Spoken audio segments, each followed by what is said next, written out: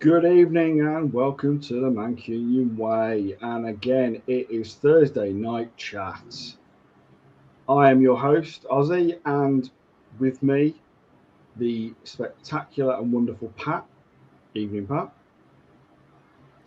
Yeah, mate. The Good to be back again, back now in the chair. not, yeah, the now Yes, no not so milk cartons, effective. no bloody search and locate, no rescue teams, no nothing. Yes, it's but in the flesh. Yeah, It's the not real all of it. version. It's the real Pat. Yes. As you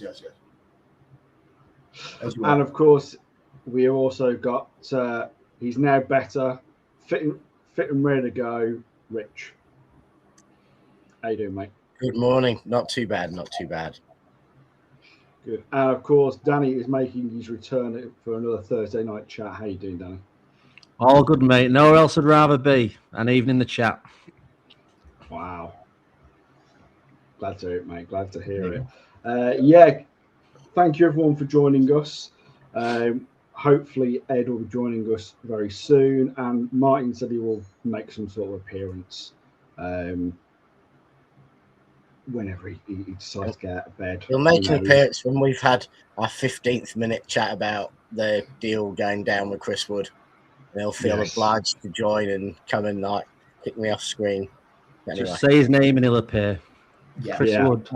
Chris Wood. Exactly. Way Beetlejuice. Just mentioned Chris Wood 3 times. It doesn't have to be in a row. It just has to be over a 2-hour show, and he will magically appear. Exactly. So let's not say it 3 times his name, otherwise he bloody will appear. We know what he's like.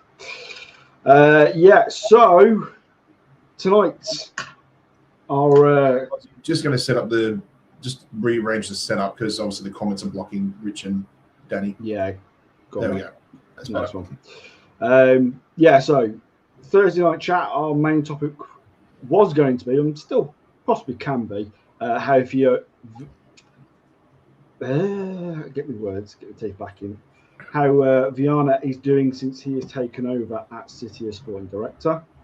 We will get onto that topic, but of course, I think we're going to have to talk about the yet again ever news that has been hitting us over the last hour to do with Enzo Fernandez and Ndiaye. It has been non-stop with the news from all sources, from Fab to other outlets. Obviously, the news dropped over an hour ago before the Chelsea game was going to kick off for their Carabao Cup with, I can't remember who now, but anyway, the main part of the news is that Enzo Fernandez wasn't even in the squad, let alone on bench. So, of course, the rumour all started happening. Has he decided that he's just going to throw his toys out the pram and decide not to play? That didn't seem to be what was going on after a few interviews were going on. And it seems that after that news broke, it was actually, there is a deal that is very close to being done for around about reportedly 140 million euros, which will be about 120 million pounds, which is a bit of a surprise, I think, probably to some, because that was what we were quoted a couple of weeks ago for him, and we were told by Chelsea, you pay 120 and you get him now, otherwise it ain't going to happen, or possibly, if they were willing to do a deal, it was going to be for a lot more. Now, it just seems to be that it's going to be 120 million pounds. I mean, I'm quite surprised at that. I don't know about you guys, but yeah, Pat, what are your thoughts? Because you've not had a lot to say on Enzo and what's been going on. Yeah, obviously, just been away from the show for a little bit. There's a lot of things that I've gone and sort of over-analysed, whichever way you want to look at it, but particularly about Enzo, because it's certainly polarising given the way he's certainly behaved over the last few years and things like that, things he said and things he's done as well too, and I think I can probably speak on behalf of a lot of people that said, the way he behaved, particularly in that Argentina squad, you wouldn't want to see him around the squad in a sky blue shirt. But I've given myself time to think about it. Certainly with this ongoing saga with the mock deadline that wasn't really a deadline. I've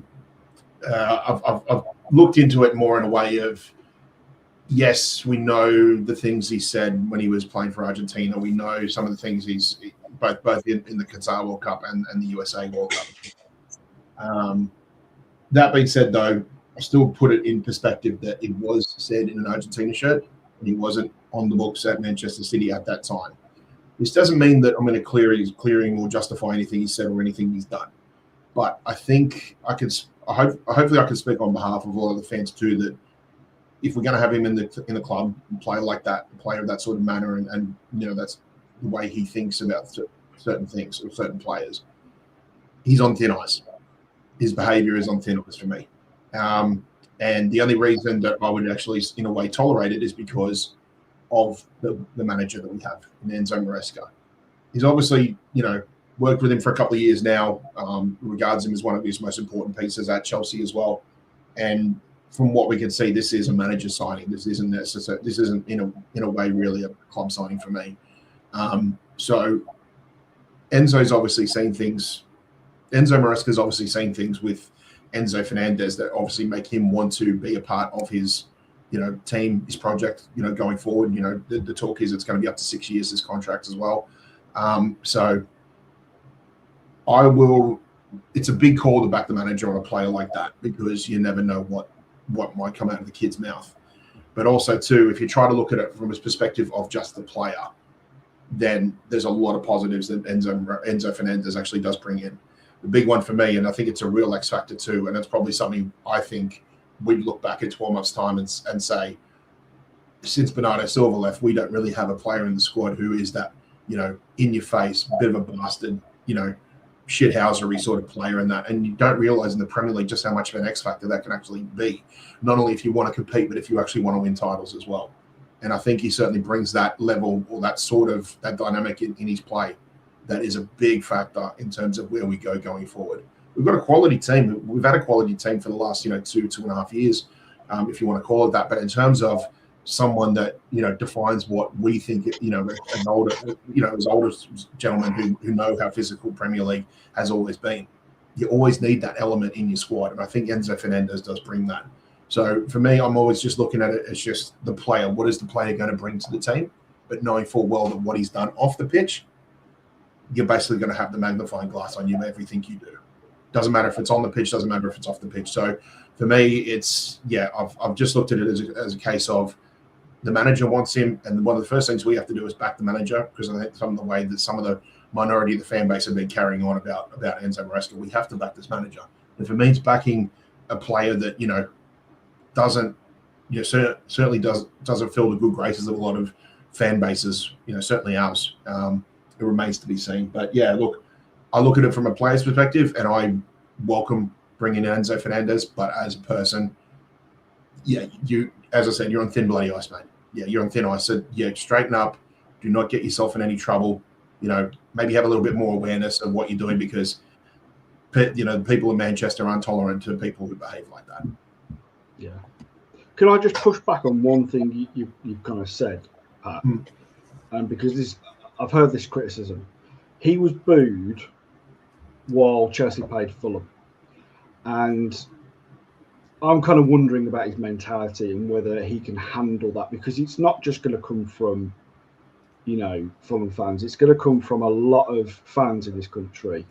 And I'm talking about the English fans, do you know what I mean? Of wherever we play, even our own stadium. Can he handle that type of pressure? Because if you think of someone like Cristiano Ronaldo, who after the wink he did against England, and then he absolutely got vilified, he was able to handle it, rise above it, and then went on to be one of the best players on the planet for United and then Real Madrid.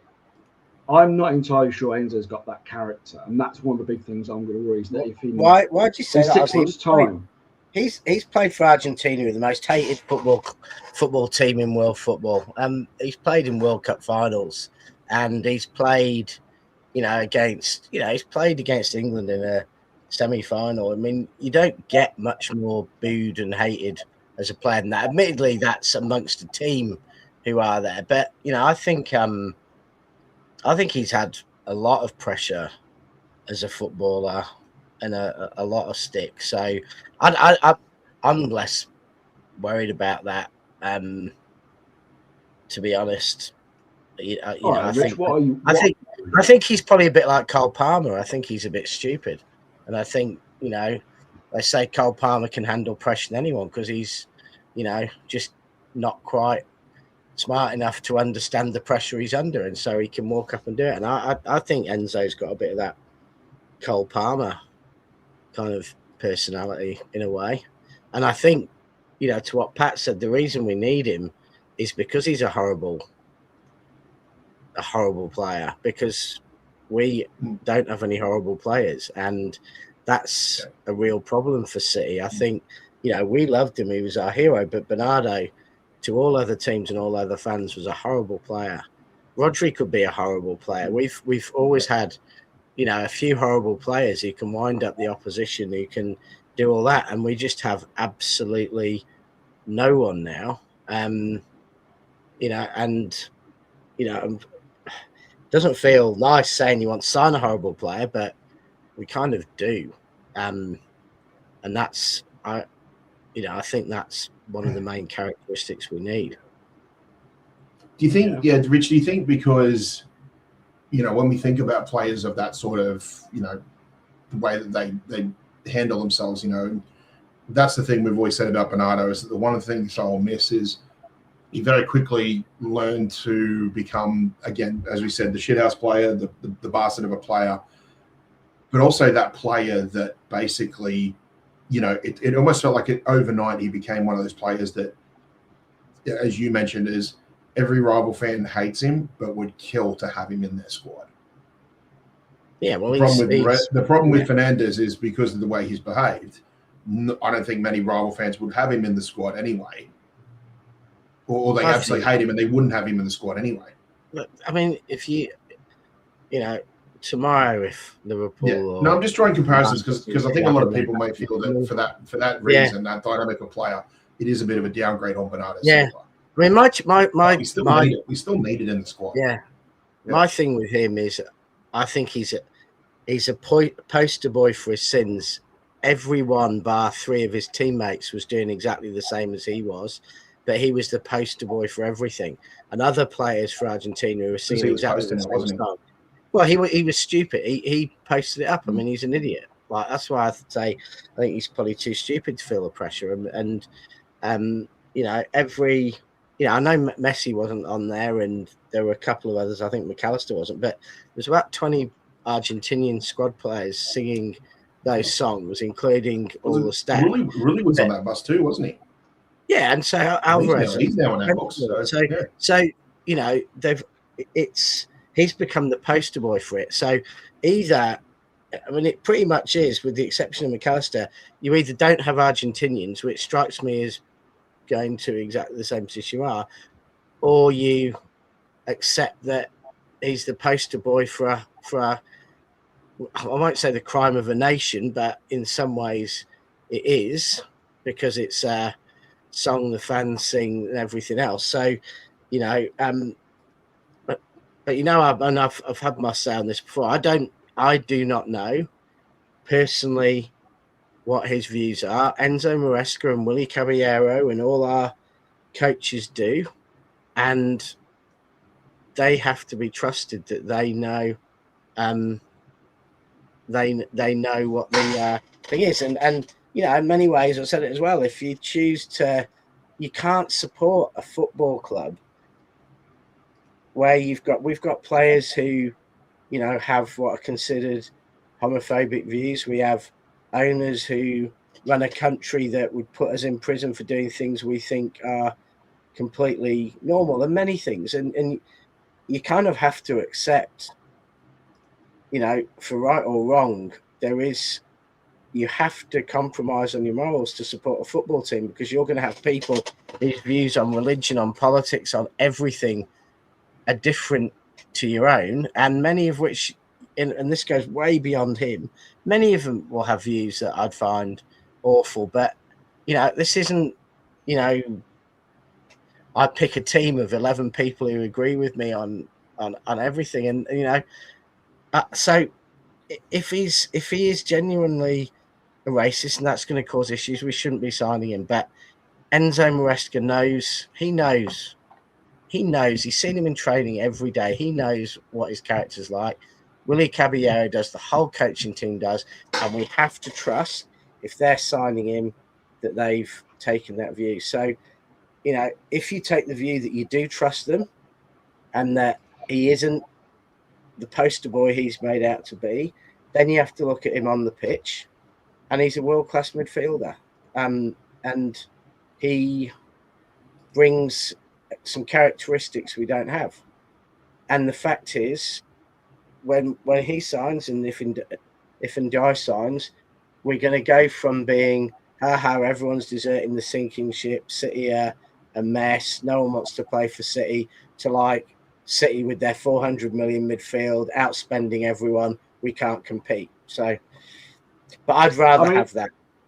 Yeah, I think I agree with Pat in the respect of that. I don't feel this is a City signing. I do feel this is an Enzo Maresca signing. I think this is the board backing Maresca. I feel that there is, if you think about it, this is the type of player that we've never really signed, a player that really has got this back rep that you've been talking about, Rich. Bernardo Silva, didn't have that kind of rep when he came to the club. He developed that over time, kind of thing. This is the first player I think we've really in a long time signing that's got this kind of. Well, I think. I think we got a first hand when he was still at Monaco. We got a first hand when he was still at Monaco. So we saw glimpses of it before he even walked through the door. Yeah, but I'm saying to this extent. No, I know. Yeah. So this is my argument in respect of. Is he the type of player that is going to unsettle the dressing room because of his character? Danny, what are your thoughts, mate? I want to get you in. To be honest, every time I hear his name, I sigh, just because of how it would be a dead horse on this subject, aren't we? But listen, I think there's certain things that just shouldn't be brought into football. For me, football is an escape. For 90 minutes, an escape from the real world. And to me, there's just certain things you don't bring in through that door. And I get why some people can't. This subject is very personal to a lot of people. I fully get that. I understand that. But I just don't like certain things being brought into football. This obviously is an Enzo signing, and they're going to back him, and they're going to give him everything he needs to try and succeed. I don't dispute that at all. But the fact remains with this has gone all the way up to Khaldoon. And if they had such a problem with it, he would not have authorised it. He wouldn't be doing it. This kind of signing, this kind of money has to go that high. It's as simple as that. Now, I've always come on and I've always said, in particular, Arab owners, they don't like negative media attention. And that was always my concern, why I thought it wouldn't happen. They wouldn't want this kind of negativity coming at the club. They've signed off on it. They've said yes. They clearly don't see it being a problem. So if they're okay with it, and again, if the players in the dressing room, I don't know if they've been asked their opinion on it. I don't know. But if they're okay with it, how can I not be okay with it? I think there's just a situation where you've got to put aside Enzo the person and Enzo the player and judge them separately. Then they were a football club, which is what I'm trying to do, Danny. I think once you separate one from the other, I think it's a little bit easier to try and understand. Yeah, it's like when you go to work. Listen, how many people do you work with you don't get on with and you don't like, but you separate it to do your job, don't you? And that's what I just kind of do in this instance. Well, according to the owners of the channel, they all think I'm married to everybody at work. But listen, it's yeah. You would imagine that if he steps out of line, there's going to be consequences. And I don't think City will mess around. They will hold him to the highest standards when he's at Manchester City. So, I think he's going to be perfectly made that aware when he comes into the club. So, let's try. It's like with Enzo. Why does Enzo want him so much if he's as bad as a human as you're saying? Because that comes into, and don't forget as well, if you watch the Pep documentary, go back to when they signed Shirky, the one thing that came up in that profile was his behaviour. So they look at that and they look at that and they consider it. So they'll have considered it here. Yeah. It's not something that will have been overlooked. Yeah. No. Yeah, but we have to definitely say that. But we can say that, can't we? I was going to say, the way I kind of look at it was like, I almost look at Enzo like as if, just personally from me, as like Bricktop from Snatch. You're on thin fucking ice, my pedigree chums. And I'll show you like that's it for me. It's just like I've got zero tolerance. If he does it in a City shirt, I want him out and I will not back him no matter what. But again, though, it's not only Enzo that wants him. Xavi wants to keep him at Chelsea. And a lot of people wanted Xavi to be our manager. So how come they all want him? Yeah, but I think I think we also just have to be honest. Like, we see this in our regular day lives. We see this in different parts in our lives where some people are just given more rope than other people. You know, like, I still know people that listen to Michael Jackson, still hold him in high regard, and there's some people that despise him. I know people that are other iconic figures that some people don't. And I'm not saying their opinion is wrong or right, but that's how they feel. And we just have to move on with what we're doing. You know, as fans of these people, you appreciate the music or what they do that inspires you, that makes you feel good. And that doesn't mean you have to agree with them as a person, but you can't discredit what they've done in that realm. Yeah, no, that's a very good point, Ed. I mean, I listen to the Smiths, you know, multiple times a week. Absolutely love them, but I think Morrissey is a complete and utter, you know, I'll say tool, to be as polite as I can. I disagree with him on everything. I find him appalling, but when he's singing his lyrics to Johnny Marr's guitar and Andy Rourke's bass, etc., it's, you know, it's magic. And, you know, you're right. You know, how do you separate the art and the artist? I mean, we saw it a couple of years ago where some people were saying you can't read Harry Potter anymore. It's terrible. J.K. Rowling's done this. But the fact is, if you liked Harry Potter and you grew up with Harry Potter and the books are amazing, then you can't, it doesn't make what the picture or the book or the music any different. I mean, it's just, that's the problem. I mean, you know, my view is I'm just not, honestly, I think people have made him the poster boy. I think he takes everyone's hate, and I think dozens and dozens of other very big name Argentinian footballers have got away completely with doing exactly the same, because it's easier for people and it's easier for the media to blame one person than to actually blame what the real issue is, which is structural in a country and, you know, cultural in young men of that country. But it's much easier to allow Alvarez and Woolley and, you know, Otamendi and whoever else, and, you know, Martinez. Who's to say some of our ex-players who were at that World Cup didn't do things players we absolutely worship, because in general we've loved Argentinians. Who's to say they've never sung that song? I'd say it's very unlikely that some of them haven't. But I think that's just, you know, that's just the reality.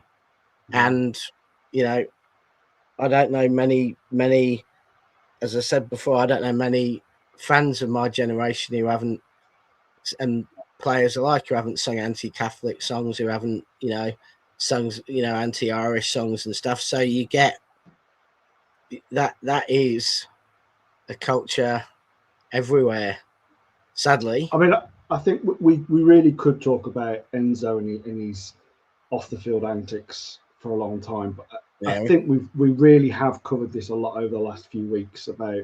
I think we all have strong feelings against this player and probably against this signing, but he's coming, and now we're going to have to deal with it. And I think the way that we will deal with it on this channel is we will be professional. We will give him as much leeway as we can, but we will hold him to the highest standards, whether that's on the pitch or off the pitch. I want to talk about the deal itself.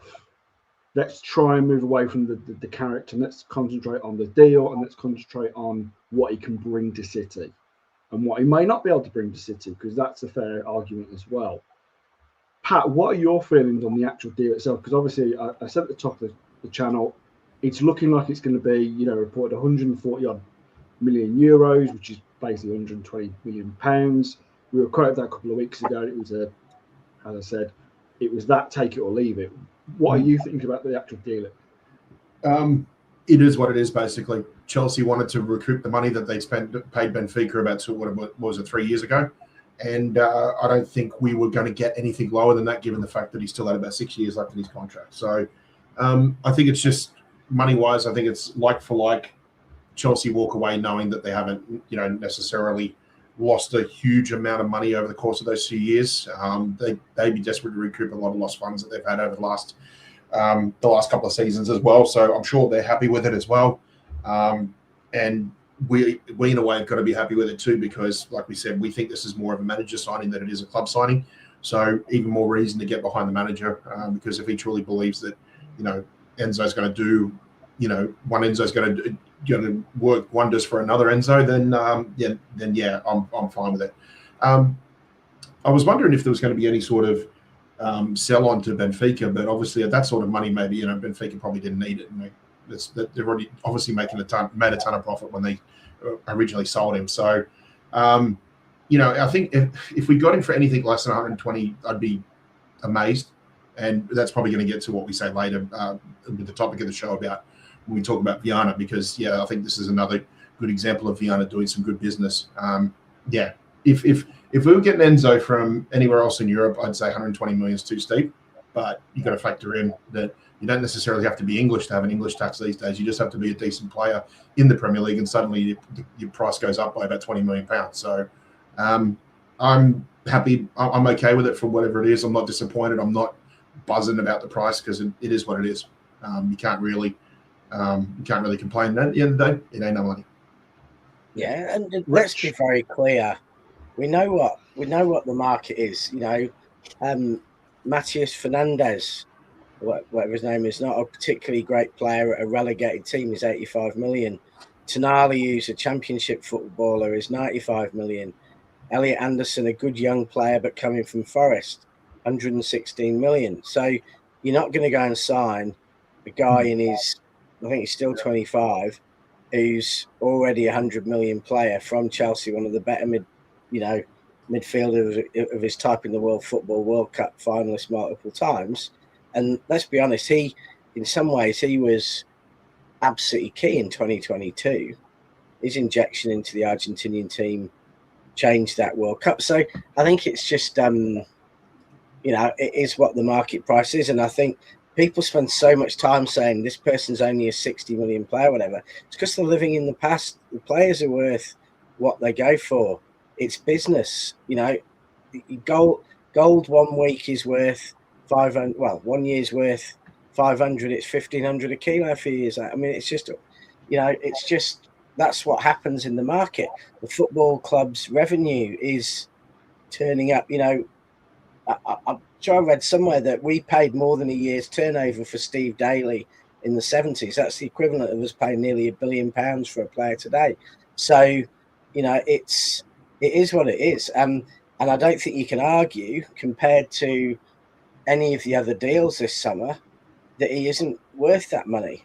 The midfielder as of his quality you've gone, this summer, you can argue that he's ahead at the moment of Anderson. Bruno G, who hasn't achieved at his level and is 29, is going for, with a year less on his contract than he had, is going for 80 million. So I think that's what the market price is. And it strikes me that the 120 is what Chelsea wanted. City may have thought they could get him for a bit less than that then, but we're going to have to go back and pay 121 million now so that they can get their, British record for a midfielder. But it's what it is. And we've done the right thing for SCR, because if we overpay 20 million for Enzo, but we get 20 million extra by holding late for Savinho, then that 20 million from Savinho goes straight on our books for this year's SCR, and the 20 million for Enzo spread over 6 years. So it's quite clear to me we're playing a very complicated and smart game this summer, where we are making sure we hit our squad cost ratio. And to do that, we need to generate profit on our sales, which means we've had to hold late on some of our sales. And then we know we'll overpay for players, but the overpayment is over the next 5-6 years. The profit on the players hits today. And I think I wouldn't be surprised if they're sitting there with the most complex model, at the CFG, realizing what we have to do to keep ourselves below the 70%, sign the 6 players we want, give Doku and Bradiol and Kushinov and all these other Foden, etc., massive pay rises, and get on with our business. And I as to the debate on Viana, is he a terrible? We'll get on to that, Rich. But we'll get on to Viana later. But for now, we're just going to talk about the deal itself. Governor, good to have you on, mate. Been a while. I'm sure. I mean, by the look of your face, mate, you don't look happy about this deal that's happening. Fuck him off. Fuck him off. No, Governor, please tell us how you really feel. It seems to me like it's going to happen. But it seems to me you all want the player, but you're putting all the trouble on the back burner.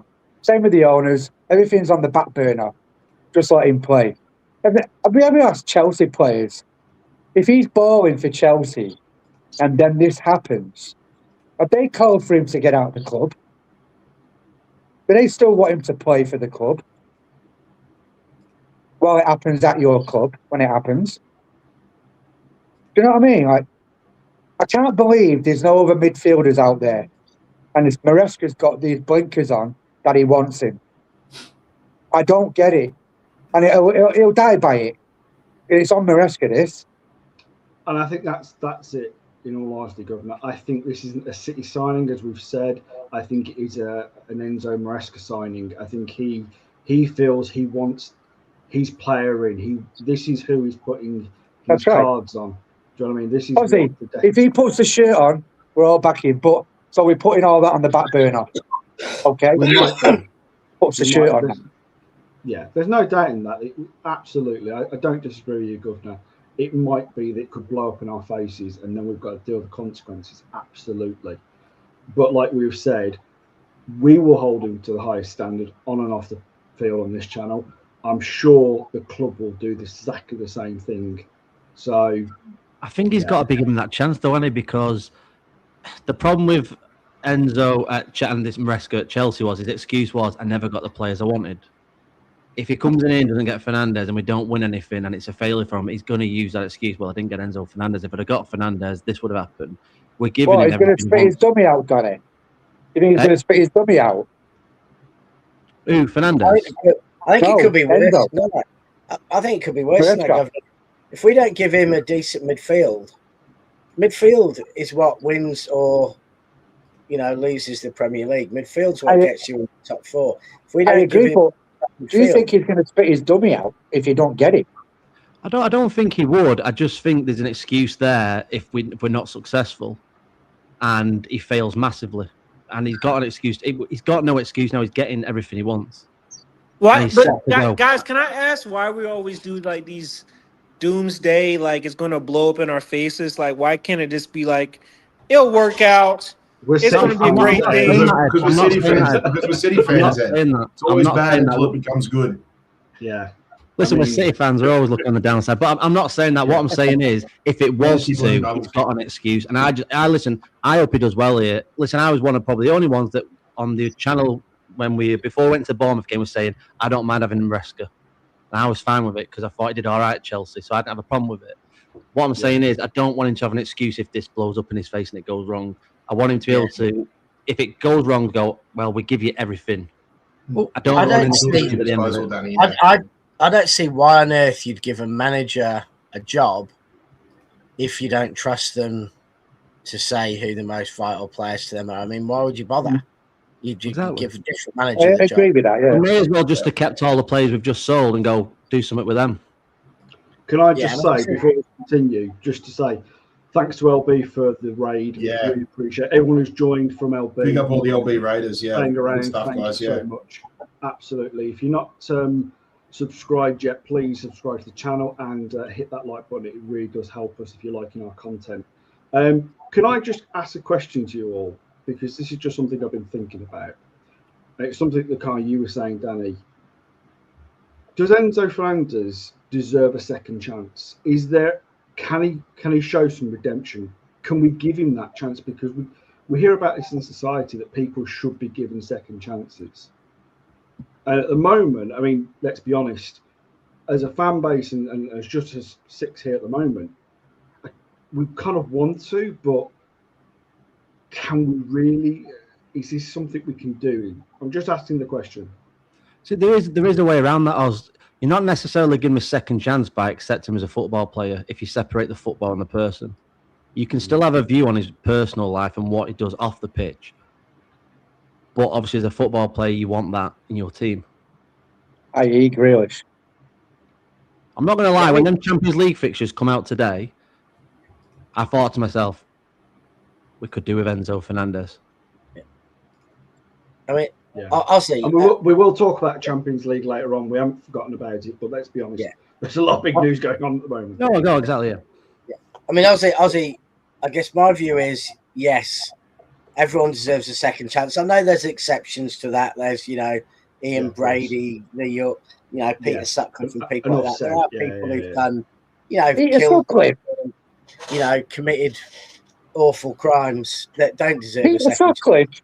You're giving him a second chance. No, he's saying you wouldn't. I said, there are people you don't give a second chance. There are people to kill people, to kids, stuff where, you really can't have a second chance. You're a danger to society and you don't deserve a second chance. But, getting drunk, singing a song, it's hard to think of any song you could sing. And far worse ones than that you write someone off for life with no second chance because of stupid things they do when they're a kid. Because, I would wager that most people have done things that bad in their life, singing an awful song when they're drunk. Have done, many people, on this channel, others will have done worse than that. But of course you deserve a second chance. But I think, it's about behavior and doing the right thing, and it's about what you do in training every day and things like that. One thing I will take issue with you, Gov, is I don't think there are that many other choices. I don't think City need world-class midfielders. We've signed probably the best up-and-coming English one, arguably the best up-and-coming midfielder in the world. Now we need someone a bit more experienced. If we want to go and sign a 25-year-old world-class midfielder, and we're not going to get one out of, Arsenal or Real Madrid or PSG or Bayern, I think you could probably count on a couple of fingers how many players of Enzo's level are attainable to City in world football. And that's just the reality of it. Listen, I think if you look at it, I think technically ability, his versatility, I think he does fit City's model is in that midfield. But the only thing that I think I slightly kind of have concerns with him is his defensive ability. I think sometimes he can be massively lacking in that department. But I think if we're looking at him just as a player, as what he can do in the midfield, I mean, I can't agree with Rich. I don't see anybody that we could sign right now that's better than him. You're not going to get someone like, as Rich said, out of Real Madrid, Barcelona, Bayern Munich, or Arsenal. You're just not. We've decided not to go for Bruno G. And we could have, but we wanted someone a bit younger, someone who's, going to add. And ultimately, as we've been saying, someone that Enzo Maresca wanted. And plus, as well, don't forget, he wants to play for Maresca. We're moving away from the Pep pull. Pep had that pull to get players in. He actually wants to play for Maresca. Yeah, and I know I've been hearing a lot about people worried about Cherky, or people got to look at Maresca's system. Maresca plays with a 10 and a right 10 and a left 10 with a inverting fullback for a box midfield. So Cherky necessarily it's not going to impact them. And like Maresca said in his interview, it's going to depend on the matchup, who he wants in that midfield, what type. We might have a techie midfield, and then we're going to have a more physical midfield where you might see Enzo, Anderson, and Bouaddi in the same game, just because he wants to lock it off. Right? So we have to. I think people are just nervous right now because we haven't fully seen his system because we don't have the players in yet. You know, that's what I'm saying. We're doing all these doomsday things like, oh, Turkey's going to leave us. Holland's going to leave us. Oh, what are we going to do? It's like instead of just letting things play out, let the club do their job, and we can see where the chips fall. And then we can have these conversations. Yeah. I think people are just jumping too quick. Yeah. No. I'm just going back to. Do you think, Rich, if as being expats, right over here in us, and we immigrants, we sing songs in the pubs, right? Same thing. I mean, the Aussies have got no songs, but when we sing songs, do you think that's sort of similar when England's playing and we're in the pub singing? I know we're not in the public domain or the world stage, but we sing songs in the pubs when England are playing. It's exactly the same. Exactly the same. There's songs about the Irish and stuff like that. You'll hear sung in you'll hear it in England sometimes. I mean, I've heard them at football games. You know, not so much recently, but back in the 80s and stuff, 90s. Every game you'd hear stuff. When we played Celtic, when we played Celtic away in the Champions League about 10 years ago, I think basically as soon as the ground filled up, basically the City fans were just singing FDIRA for about 10 minutes before kickoff. You want a chicken sandwich, Bobby Sands? A lot of people found that deeply distasteful. I'm just trying to put it in, thinking of us being in his shoes, because we're in a different country and we sing songs, you know what I mean, when England do play or whatever. I'm just trying to put myself in his shoes, if you know what I mean. Let's be quite clear. The national anthem of Britain is a written anti-Catholic song. So, I mean, you know, you could argue that every time anyone sings the national anthem of Britain, they're singing a song which is inherently xenophobic and anti-Catholic. But, you know, I don't think that anyone sings that song and think that, you know, they're singing it for pride of country. They're not singing it because they hate Catholics and don't want Catholics, you know, in the country and all those other things. So it's just, I think that's why I'm saying you can judge a person what they are like, not what they're like when they've had a load of drinks and they sing something stupid, which they might be doing to show off, they might be doing to be clever, they might be doing because they genuinely believe it. I don't know. You have to judge that person in person. But I think, you know, what we're neglecting actually is probably the other City rumour, Ozzy, which I think we might be surprisingly excited about without any controversy, because, you know, it sounds like we're close to signing the player who I thought was one of the best opposition players who played against us in the Premier League last year, who impressed me incredibly. Well, if everyone's happy, I feel like we've talked about Enzo Fernandez quite a bit now. Yeah. Unless anyone else has got anything to say, I think we can jump to the player that Rich is talking about. Happy to move on. Yeah. All right. So, Rich, as you've started, do you want to start with the latest news?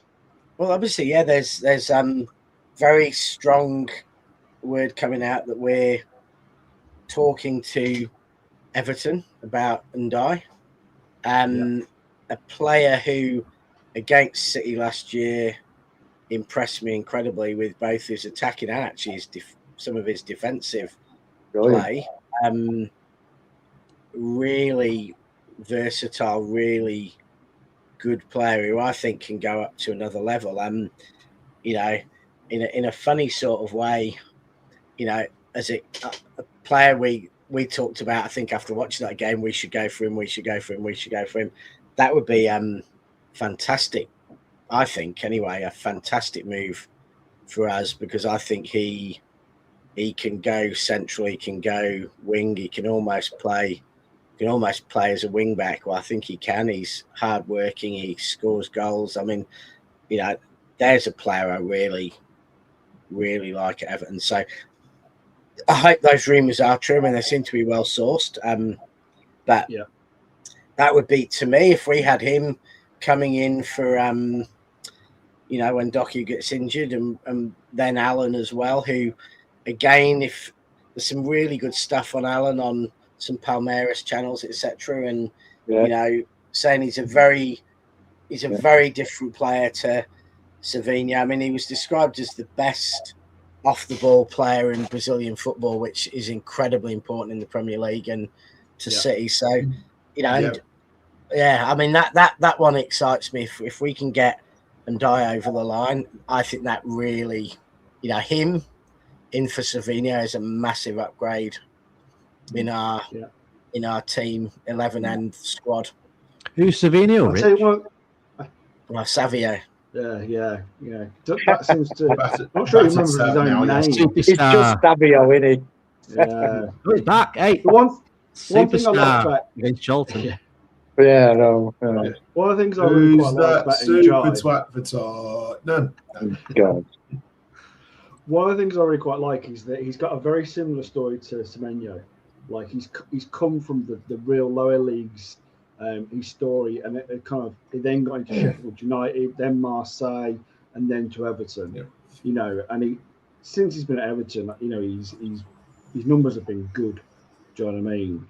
And I agree with Rich. I think he's a player that is at the right age. He's 26, Senegalese international. Works really hard. Like Rich said, you know, he's played really well against us, and I think City have been monitoring him for quite a while. So he's got that kind of, I think, where if he takes the next step up, I think he can do so much for this team. Do you know what I mean? Under a manager like Maresca, it is a sign that I'm quite looking forward to as well, to be honest. As well as Alan, who we'll talk a bit more about. But Alan, what about you, Pat? How are you feeling about this signing? Yeah, let's try and make it a policy. It's actually Alain, because if we say something else, then maybe somebody else might show up. So. Yeah, it's Alan. You're gonna get it.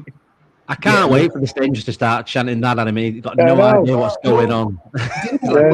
Didn't we played Shakhtar Donetsk a few years ago, and they had a sub come on called Alan as well, and the whole South Stand just started singing Alan like that. And there was another guy too a few years prior to that. I can't remember who he played for. They were doing the same. Well, I think they were singing like "There's only one Alan." That's right. Yeah. But that one, I think it was Shakhtar, and then I remember when he came on, the whole South Stand just started talking, just yelling, "Walk on the wild side." Just started yelling out. It was brilliant. Yeah. Look, I actually did a little bit of research into Alain myself, partly because I'm always curious to see how South American footballers do. I've also had a bit of a love affair with Brazilian football, having travelled there a few times and seen a few incredible games as well. And you know that includes going to the old Maracanã as well, which, by the way, is probably one of the best stadiums I've ever been to and recommend anybody go to. But I was actually talking to one of the lads who's actually involved with running the Palmeirenses in Sydney, the official supporters club here, and they were all waxing lyrical about how good they thought Alain was, and they talk about how they think he is just as technically gifted as Savinho, but he's obviously more of a multi-tool player, someone who can attack, someone who can defend. His coverage on the right-hand side looks absolutely tremendous. Like you're talking about someone who may be able to cover ground the same way that Bernardo Silva did. I mean, Bernardo Silva took it to one extreme, but he seems to just absolutely just dominate, patrol that right third, that right quadrant of the football pitch, basically. He seems to get a bit more involved in the plays as well too. I know his goal and assist tallies are a little bit low, but from what they say, from what the Palmeiras fans say, they say that their manager does play a little bit of haram ball, sort of like long balls, try and grind teams down, and I think with Alain, I think he might actually find a little bit more freedom in playing football, or be able to play football in the Premier League as well too. We might see him maybe do some incredible link-up work with Haaland as well too. The other big thing that they say as well too is why they think he'll be really good for the Premier League is his intensity as well. Very, very intense, really aggressive. Does cop a lot of fouls and a lot of yellow cards, but that's because the Brazilian league is a lot softer compared to the Premier League. It's like when our players go and play in the Champions League. How many times do they get fouls called on them? When you go, I know if that was a Premier League game, that would be play on. So I think the guy's going to adapt to English football pretty well. You obviously just need a little bit of time to settle in, but I think once we get him, I think this is a great sort of out with one Brazilian, in with another, and you've actually just another masterstroke from Viana, which again we will get to. But I'm really excited about this, Owen. I think I've been calling for it as well too, because you know, I commend Mateus Nunes for what he did over the last 18 months or so. I think he's been fantastic, and he's just come on and leaps and guns with what he did. But going forward, you can't have one player just dominating one position game in, game out, because you're asking for complacency. And I think having a little bit of a mix in there now with Alan, and then obviously Ndiaye coming in as well too, with that whole, you know, the way we've just bolstered the right side of the field now, basically, it just creates so much more depth and so many more opportunities, a completely different dynamic now for the right side of the football, the way we play football on the right side now. So, yeah, I'm really excited for it. I'll tell you one of the things that I did hear about him as well is that in one of his recent games before he left, he played right wing back, and apparently defensively going back, he's also brilliant at. Yeah. So I think that is something that I think City have highlighted as well, is they want somebody who's not only going to do the work going forward, but also is going to be defensively helpful. Yeah, the coach called that out. He said that's why City want him. That's why he's going. Yeah. I mean, the other interesting thing they've said is that, you know, there's obviously been quite a few Palmeiras players who've gone. You know, Victor Hayes, Gabriel Jesus, Estevao. You know, quite a few players gone to Europe. The one thing they said is that he's a bit more of a late bloomer. In that he wasn't a 17-year-old prodigy like some of the others. He's come through slightly slower, but you know the message seems to be that most of the other Brazilian football players have come to Europe, they've been boys, whereas he's a man. So you know, it was interesting to see, you know, the guy on, I've forgotten the name of the channel, but as a Palmeiras fan who's done a half-hour just saying that Chappelle football. Yeah. That's the video I was going to quite. If I can get the link, I'll put it in the chat. Then it's a fantastic. Then he'll be ready. Yeah, because of his age, because his attributes are off the ball, tactical, because of his physicality and his strength, that he'll actually be ready to play Premier League football. Whereas a lot of the players come from Brazil just aren't ready, mature enough, they're not tactically adept enough, etc. But he's the type of player who will come in and you know, I think you know, it sounds good. I mean, I'm not going to call it a masterstroke yet, because who knows? You know, we will only tell whether it's a masterstroke, whether it works, and whether he gets his chance, and whether he gets, you know, good game time. But certainly, it's a signing made with a substance to it, rather than being a shiny, exciting new toy who's got a few exciting videos of a couple of great goals. It's more of a team signing than a real mad individual. He did say, Rich, didn't he? He said he doesn't score goals, but he said that's the way. It's because that's the way Palmeiras played him. Yeah, so we'll find out whether that. Yeah. I think he can score goals. I saw somebody check it out. It's Chappelle football. He posted about 2 or 3 days ago. It's a fantastic analysis of really good. Directly from a proper Paulista. It did make me think that Dave Bassett or you know, Jack Charlton was the manager of Palmeiras, though, where the way he described their football, it was sounded a bit like going back to the 80s or 90s or something. Yeah, I don't know if you saw it, Rich, but in the video he actually mentions what he thinks is Alan's best performance at Palmeiras, and it was I think it was the Libertadores semi-final second leg. They were at home to Quito, which, if my geographical memories is Ecuador. And they were 3-0 down coming home for the second leg, and they ended up winning the game 4-0. He didn't score. He didn't have an assist. I don't think he had a goal contribution. He won man of the match, and he broke a record for most successful dribbles in a Libertadores knockout game ever. And I think he had something like 10 or 11 successful dribbles. And when you think of the quality of players that have come through in that competition, I mean, that just says a lot to me that this guy really is going to be a hell of a playmaker. If he can translate what he does in Brazil to what he can do in England, I think we've got a really good player on our hands there. Yeah, and you know, as someone said, it's a very by the standards of players today and the cost of all the players going around, it's a very low risk signing. I mean, it's you can barely get a player for £35 million nowadays. Yeah. So his release clause was 80 odd, wasn't it? But that was 100.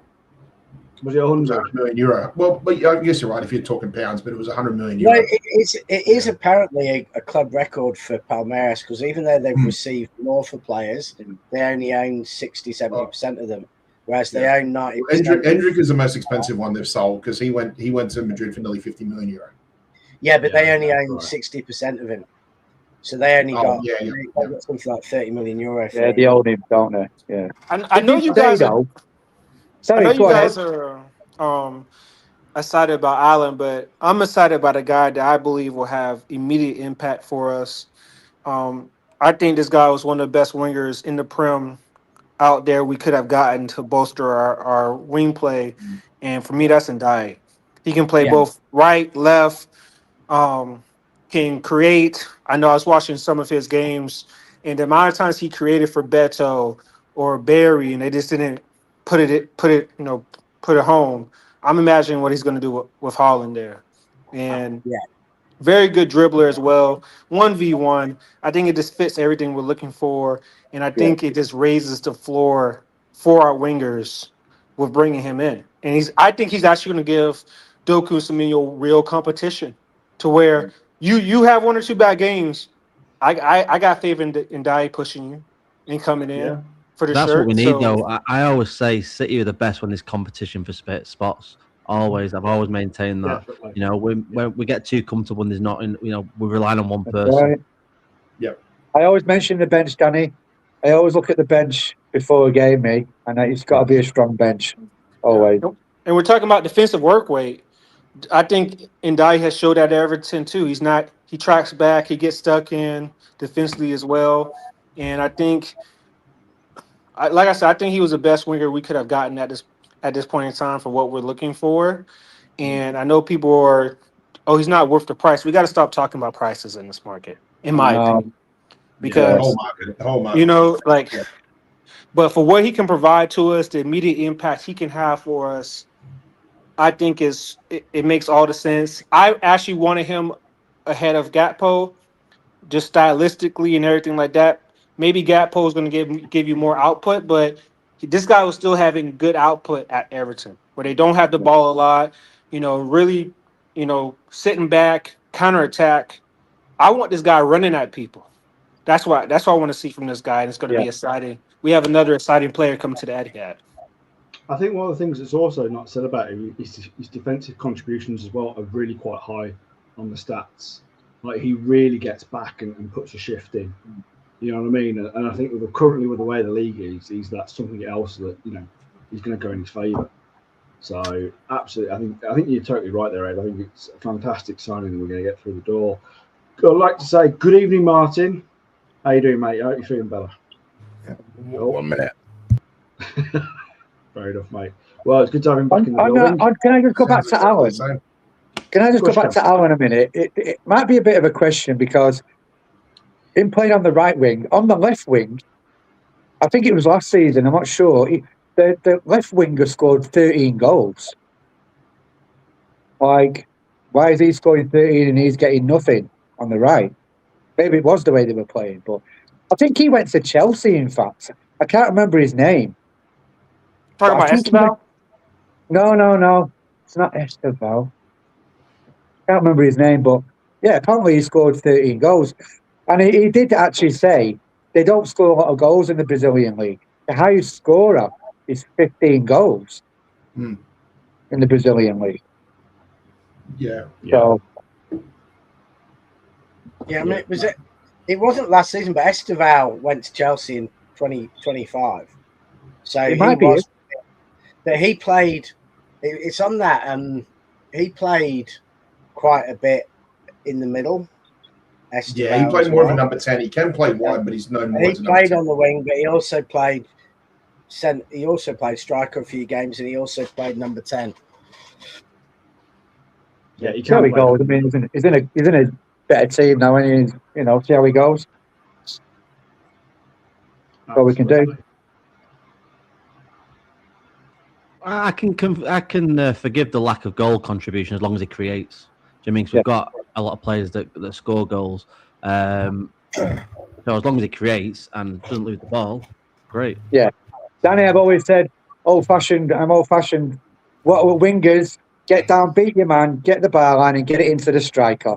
That's an old-fashioned winger, isn't it? You know, if they do score goals, it's a bonus. Yeah, Ghost's favourite, Stanley Matthews. Yeah, that's their job. Just get it in. Only because he watched striker as a kid. No, I didn't. No, we're talking about Rich. Oh, Rich. He's the old man in the chat. Are you older than me, Rich? No, I don't think so. He just looks it. He's got no idea. To say as well, like reincarnation keeps putting what's going to happen to McCade. I don't think anything changes for McCade, does it? I mean, we said he's staying, and ultimately he's getting the role that I wanted him to do, was to basically cup games, back up every now, come in every now and again. But that's right. Yeah. So it works out great for him, really. Yeah. Absolutely. And Gay's going to get his chance up front, after his interview on Sunday. He can now be the backup to Haaland. Perfect. Well, he's. I thought you were going to mention somebody else. Before long, we're going to be calling Mark Gay the false four. Well, when someone in the press today, Jones said he'd be playing Guardiola up front then. Is that your new solution? Because the guy can finish. Yeah, he really can. Yeah. I mean, Guardiola's obviously been looking in the right places because, he looks like he's got a bit of a sweet left foot as well. What do you say, man? Good evening to all. Hope you're all right. My apologies for my tardiness. I'm not very well at the minute. I have a chest problem, and I'm resting my weary voice for tomorrow night. Okay. Puffing away on a cig. Yeah, that's going to help it. Oh well. I'll tell you what. You must be bloody good at sign language if you're going to be doing it for a football match. No, I'm not going. My brother's going. So instead, we're doing this tomorrow night, 7:30. Who the hell's that in the middle? I was just going to say, who's that? That's their manager. What's he called? Their manager. That's like Rich. That's Palace manager. Palace manager. Yeah, he's not that. That's not him. Mauriceo's coming in a suit, and you're not inviting him to the glasses only party. I thought it was Tone, because that's who you're doing the watch along with tomorrow, isn't it, Martin? Yeah, but you got to put Boss Man on the thumbnail, haven't you? Oh right, okay. And Tone deserves to be on the thumbnail. Go on, what you on? We were just talking about Ndiaye and Allen. Oh. Yeah, well, we'll wait for you to come on before we start talking about the main topic of the show, and that's obviously. But I thought Jack Grealish was going to be the reincarnation of Jack Grealish. This.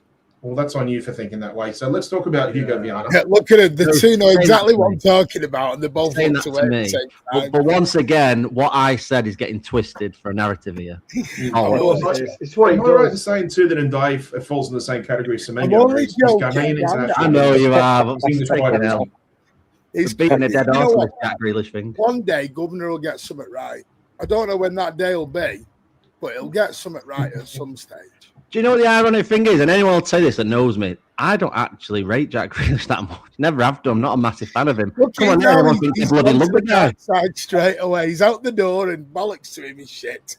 Hey, listen, I was never a massive fan of him. But I look at things objectively. What I was saying was, if he's there and available and there's no one else, why not use an asset we've already got? I never said about keeping him all the time. Listen, whatever you say, I'm going to agree with. I'm not going to mess. I'm not going to mess with WWE's finest. I'm not messing with you. I could see him from a mile off. I could see him from a mile off. We wouldn't have the players sorted before the end of this transfer window. So it's like, well, we're going to need someone. So if he's there, use him. Yeah. We used him. He was shit. See you later. Martin, you mentioned WWE, so I have to quit. Cup of coffee in the big time. That's just got demonetized.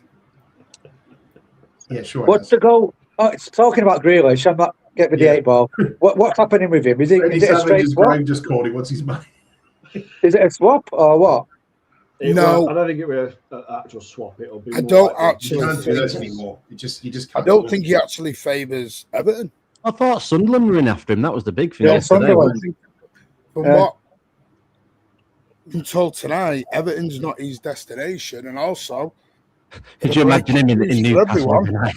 Rico Villa? Lewis ain't He's gonna go back to Villa? Rico Lewis ain't going nowhere. Rico Lewis is staying.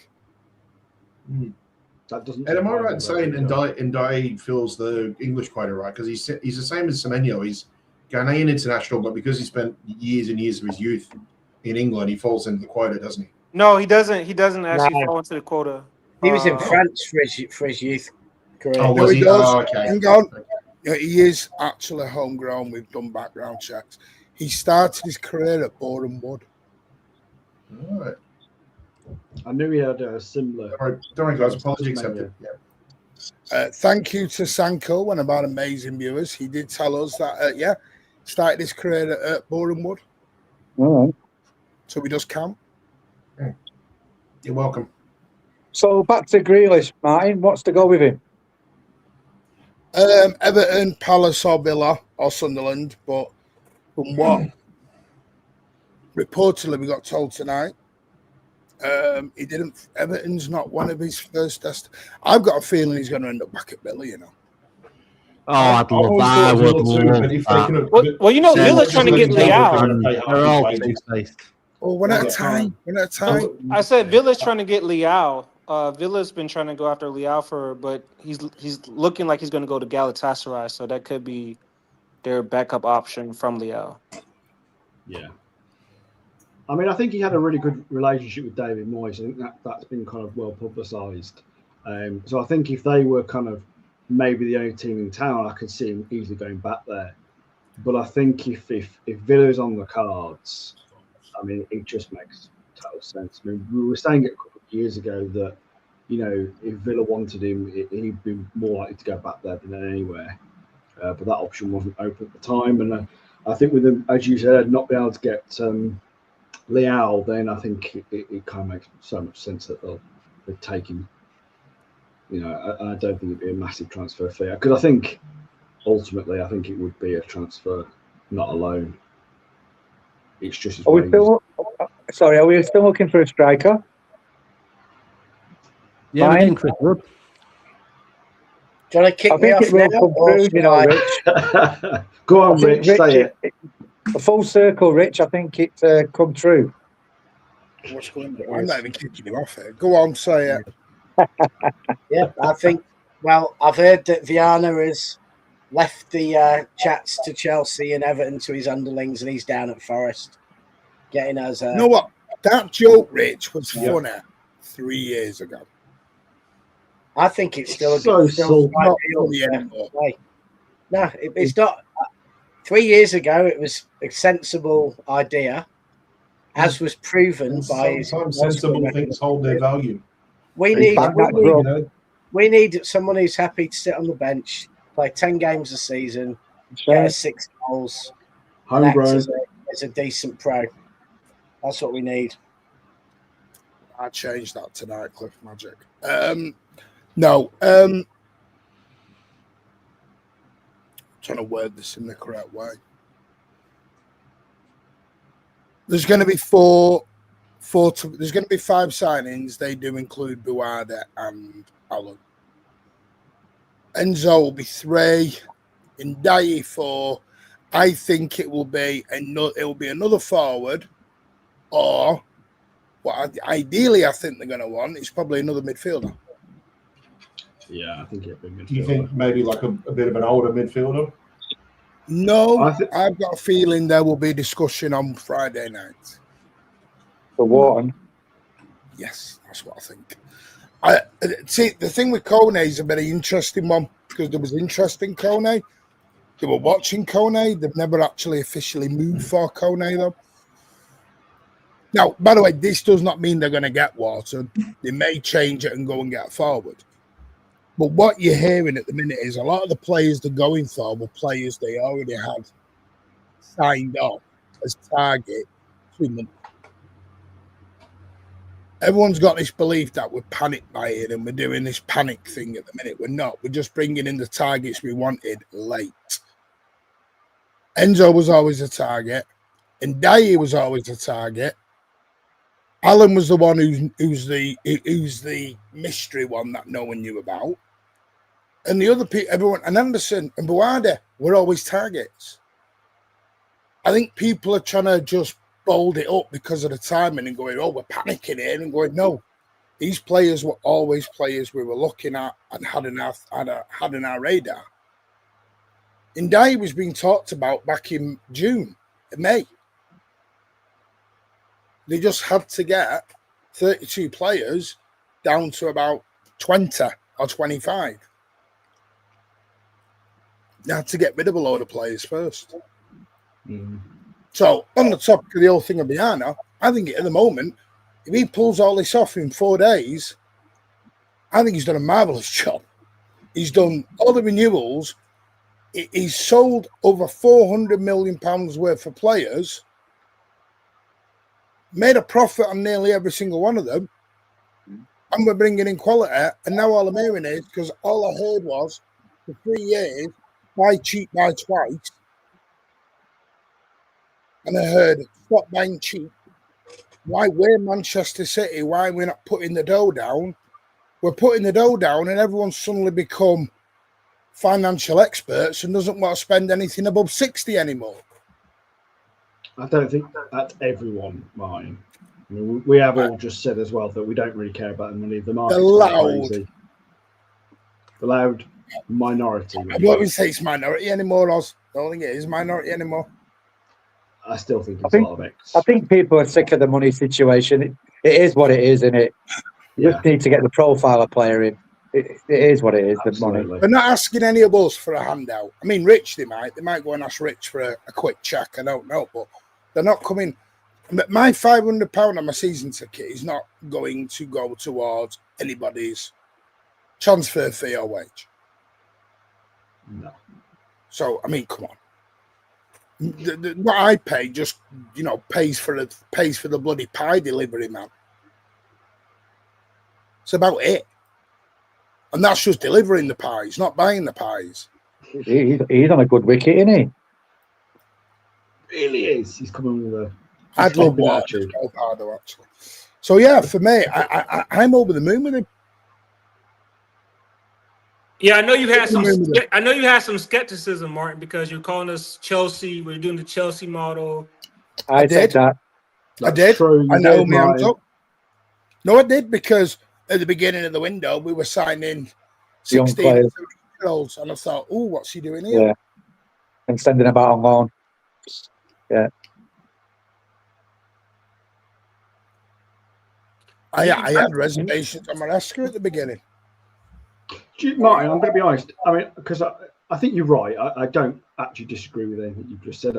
I think that if he pulls all this off by the end of the window, it's a masterstroke. I mean, let's be honest. Selling the players that have flopped, if we're being brutally honest, the likes of Reinders and Nico G, Savio. Only after a year, Savinho after 2, it's a hell of a masterstroke to make a profit on some of these players. Absolutely. But if I'm gonna play devil's advocate, and I'm going to because I like to, you look at someone like Reinders, you look at someone like Nico G. You could even put, Omel Mamouche in that if you want to. These players have not hit the potential that we all thought they were going to when they first came to the club. And they've all gone within less than 2 years. Is that a failure of just not really understanding these players well enough coming in? I mean, you could argue and say like Mamouche and Nico G were slight panic buys because at the time when they came in January, we needed them because there was the worry of losing out on top 4. But the likes of Reinders... Do you really think they're Viana signings? Viana joined at that time, and Cheeky was still at the club. Are we saying that the second Viana was in, everything suddenly became him nothing was from City, nothing was from Cheeky, because Cheeky didn't leave till that summer. Cheeky helped on the deals in the summer. So those January watched the documentary. Yeah. Sorry? Somebody's watched the documentary. Yeah. But we knew he was. We knew he was at the time. That he gave him 6 months. So for me, the only the signings that were, I think in the summer you're probably saying they're Viana signings, but the true signings after Cheeky was long out of the club were Semenyo and Gay. They were the signings when Cheeky was out. He was long gone. So I think, and maybe they were a mix. I don't know, but clearly, I mean, I'm not going to say I'm delighted with Viana or gutted with it, honestly, because even this transfer window, you can only judge when it's closed. And if we've got the players and the squad we want at the end of the close, well, he's done a good deal. If we don't lose, if we lose to Palace and it's because we don't have the best team on the pitch, then, maybe that's cost us 3 points doing it late. Who knows? But ultimately, we're going to judge it in 2 or 3 years' time if we are back at the level we want to be, which means winning titles or, competing to the end in Europe and stuff like that. And if Viana gets us there, then he's done a good job. If he doesn't, then all right, Rich. I'm going to throw one more name. I hate to throw it because it causes a lot of stir, but I have to do it because he's one of the signings. Trafford. You could arguably say he was a bit of a failure because, especially with the way it was handled in the beginning. I mean, it was a complete mess. No one was happy with that situation. Doubled on. I just don't see how you can double your money on a failure who won you 2 cups at Wembley. I mean, when other fans have come and said Trafford flop, it's like, no, I think he's going because he wasn't a flop. He's going because he proved he was good enough to be a first-choice keeper in the Premier League. And I just don't see how you can buy a player, sell him for double, win 2 cups with him playing in goal, and then somehow people paint that as a flop. I mean, I think that Pep opportunistically wanted Donnarumma and that perhaps we changed our plans, but I don't think you can call Trafford a flop in any way. But I go back on that thing. I'm not calling it a flop, but I'm putting out the argument there. That's all I'm doing. Sorry, Danny. No, it's fine. I was going to say on the Trafford thing, I think a lot of people forget. Go back to that Brighton game and go back to that Tottenham game before Donnarumma came in. And everyone's forgot about those games with Trafford. Yeah. Look at them two. He was not ready. And the pressure was getting to him. And what was the next game after Tottenham? United. Now imagine if we hadn't have bought Donnarumma and would have gone with Trafford and then he failed dramatically against United. I guarantee everyone would have started saying, what have we done? We've made a massive mistake. We should have signed Donnarumma. He's not good enough. But we signed Donnarumma and it then gave him a chance to then take a step back and get out the pressure. Work with Donnarumma behind closed doors, get himself together, get away from the pressure, and then that produced the results we saw in the cup games, and I'm convinced of that, which then obviously led to everyone going, we want Trafford in. I don't think he was ready at the time. I think it was too much. But didn't we get Trafford as our number 1, though? We bought him as a number 1, didn't we? But if you remember as well, though, Edison wasn't going anywhere. So Edison was going to be here as well, which meant if Trafford would have messed up, I think they could have brought Edison in. They could have done that. I always got the impression, Governor, we thought we'd play Edison for the season. Trafford was going to take over from Edison a year down the road. Yeah. Then Edison wanted to go, and we're suddenly faced with a situation of, are we bringing Trafford forward a year? So, as someone overrid that for a while, as someone overrid it, seeing a window that he wasn't, something happened at PSG. So someone's seen a window open and get him. Yeah. So that's why it looks like it's stitched up. I always wanted Donnarumma. You got to remember, right, I'm going to be straight with you. Trafford was the opportunity because he had a buyback. We needed a homegrown player, got brought back. Yeah. I don't know why the Trafford thing's done. It is what it is. Yeah. I know that, Martin. I'm not trying to bring that back up, but I have to mention him because obviously he was, a Viana signing, so we can't ignore it. But I don't want to go on and on about him. we don't need to compare him to Donnarumma. We just need to kind of say, was he a flop? I agree with Rich. He wasn't a flop. He came in the reasons you've just stated as well, like English quota. Was seen as a potential replacement for Edison, but ultimately Donnarumma came on the market and he's one of the best. Listen, I don't think he was a flop 100%. Do I think he was ready to be number one as well? In some games, yes. In other games, no.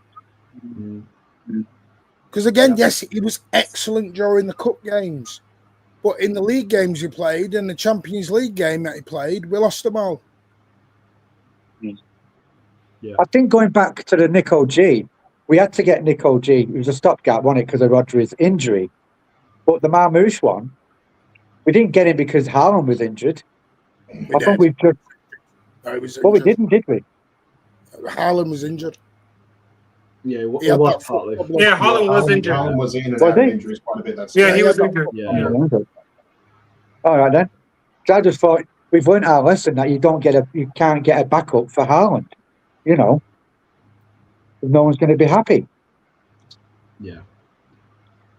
I mean, Pat, what are your thoughts, mate, on Viana? How do you think he's overall? Overall, I think in such a short space of time, he's done just about nearly everything you can do as a head of operations for a football club. I feel like he's done as much as in 18 months, 2 years as what Cheeky did over 10 plus years. He's had to deal with plethora of players coming through, plethora of players coming out, and in a much shorter space of time. But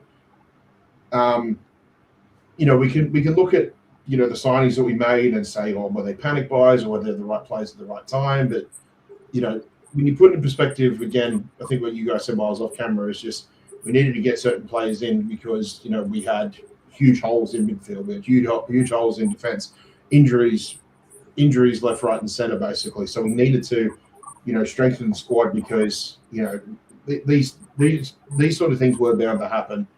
Given the fact that our core from the treble season, from the 4 in a row season, they're starting to finally see the autumn of their careers basically.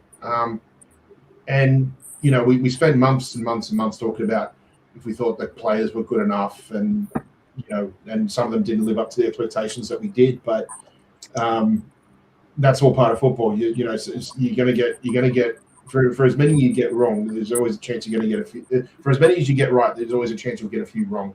But I've got to say, Viana, any doubts I had about Viana have certainly been put to bed over these last few months of summer, or your summer basically. To basically take these players who were either fringe players or didn't quite fit the bill of what Pep wanted, or probably aren't going to fit what Maresca wants or anything like that. To turn around and basically not only get your money back, but in some cases get a very healthy profit, I think just shows incredible business acumen. It shows incredible, it just shows what an incredible businessman he is. And I said this when we brought him in. I thought we were going to see a bit of his, a bit of what we might have expected from him, given he had the reins at Sporting Lisbon for a few years there, where we may have seen a bit more scouting. We might see a bit more. Raw talent, young talents come through, and the thing I've always said was I was most excited about having him come in was we would basically be seeing the next crop of players come through, but we're knocking out what we used to call the middleman sort of club, where instead of waiting until they go to Borussia Dortmund and then spending 100 million for a player, you're going to get in there and scout them and get them while under 50 million before they make that move to basically, quote unquote, or for lack of a better term, like a step-up club, as I said, like a Dortmund or a Benfica, or Brighton. They're now 87 million, Pat. Sorry, they're now 87 million. Yeah. Well, any saving is a good saving, but look, for him to do what he did, just to me, it feels like as if you bought something from the shops. You've used it for a couple of months, lost the receipt and everything, and then you put it on Facebook Marketplace and somebody buys it for more than what you paid for it. That's what it kind of feels like with what Viana's basically done. So I give credit to the fact that not only was he able to get what we wanted in the club at the time, but also the fact that he was able to get it out, get him out of the club and make a profit on as well too. I think this is very, very impressive, and more impressive when you're given the fact that not really a lot of our rivals are doing the same sort of business in terms of able to sell players the way that we do it. You know, I think when we look back at this in a few months' time, we'll probably look at it as we're going to be back up again with teams like Benfica and that in terms of, you know, the highest net spend or, you know, highest number of players, money made in player sales of anywhere in Europe over the last 5 years. And we've still been able to strengthen our squad as strong as we have over these last few months. Yeah, excellent points, mate. Absolutely brilliant. Trev, good evening, mate. Hello. How you doing? All right, mate. I'm very well, thank you. Trevor. Good evening. Evening. You're right, mate. Do I have to play it? Yeah, all good. Have you been on? Trevor. Alan! I think one of the most It's impressive signings I feel like he's got right so far is definitely Bouaddi. I am absolutely astounded that this signing has happened. It feels like the João Neves that we should have got a couple of years ago, and now we've actually done it. So I think just for that, let alone this summer, has been excellent. I'm not sure. And the interesting thing is that a lot of the usual faces who can never see anything good in what we do, and I'm talking virtually everybody on TalkSport, are impressed with this guy for exactly the same reasons, and the reasons that we've all commented on since we've got to know him a little bit better, and that's the maturity. He doesn't, in interviews, he doesn't sound like an 18-year-old, and he doesn't play like an 18-year-old, you know. So, and even people who really genuinely dislike City and will slag us off at any opportunity on TalkSport are saying exactly the same thing, you know. And I think people fear him. I think people are scared that we've signed a real Bobby Dazzler, and I think we might have. We won't know until he plays. I'm wondering if he'll play on Friday. Yeah, it looks like he's going to do, doesn't it? Yeah, there's a possibility that at least he might even come off the bench, but Right. yeah, we will get into Crystal Palace towards the end. I'm sure Martin wants to kind of do a bit of a preview on that. Honestly, can I just say one thing? I think people forget the big job Viana had on his plate. When you're talking about all the older players we had to move on, when you're talking about Stones, Ake, Rodri, Bernardo, and more, that we had to, like, we have a whole I don't think people understand this. We have a whole new team right now. Honestly, when Just we're talking sold about a whole team. Exactly. So I think it was a big job. We knew there was expiring contracts. We knew we had contracts to renew. We knew we had to bring in squads. And like you all said, yes, there's going to be some mistakes, but I think he's rectifying his mistakes and he's bringing in quality players, right? What people have been asking for. No more projects, no more what if. We have faith that we have a consistent level. Ndiaye, I think we know what level we're going to get from him. Enzo Fernandez, I think we know what level we're going to get from him. You know, I think, what's the other player he brought in? No, it's not. Bouaddi, Alan. Bouaddi, I think at a certain, his floor, I think is still a high level for me. So, you know, Alan's a question mark, but I think he's brought in top quality, and I think if we bring in, I think we're going to bring in another midfielder because I think they want to wait till January for Krupp. I think that's the guy they want to bring in as that next forward. So I think we're going to wait until January for that one, but I think we're going to get another midfielder. Teasing me out. Here's a question. I'll put this probably to Martin and maybe Ed, because you guys are obviously keeping on the transfer market a lot more than I'm able to over here. But do you think a lot of these player sales that we've made over this window may have brought some of the players that we were intending to purchase maybe in the next couple of transfer windows early? Because I don't think if we sold Reinders, and I don't think if we sold Rodri, I don't know if we'd get Enzo through the door this summer. I don't think what we all thought was a rebuild. Thinking about it, and I was thinking about it, watching the documentary and listening to Pep's quotes and Cheeky going, I don't think that rebuild was ever a rebuild. I think it was a refresh, get over the line, get us where we can. Like a gamble. The club called it a gamble in that documentary. Mm-hmm. The exact word was used by Khaldoon. It is a gamble. We can finish first, we can finish third, we can finish eighth, or we can finish in no man's land. I don't think it fully works in their eyes. This season, though, Martin, you see it as more of a stopgap. Yes.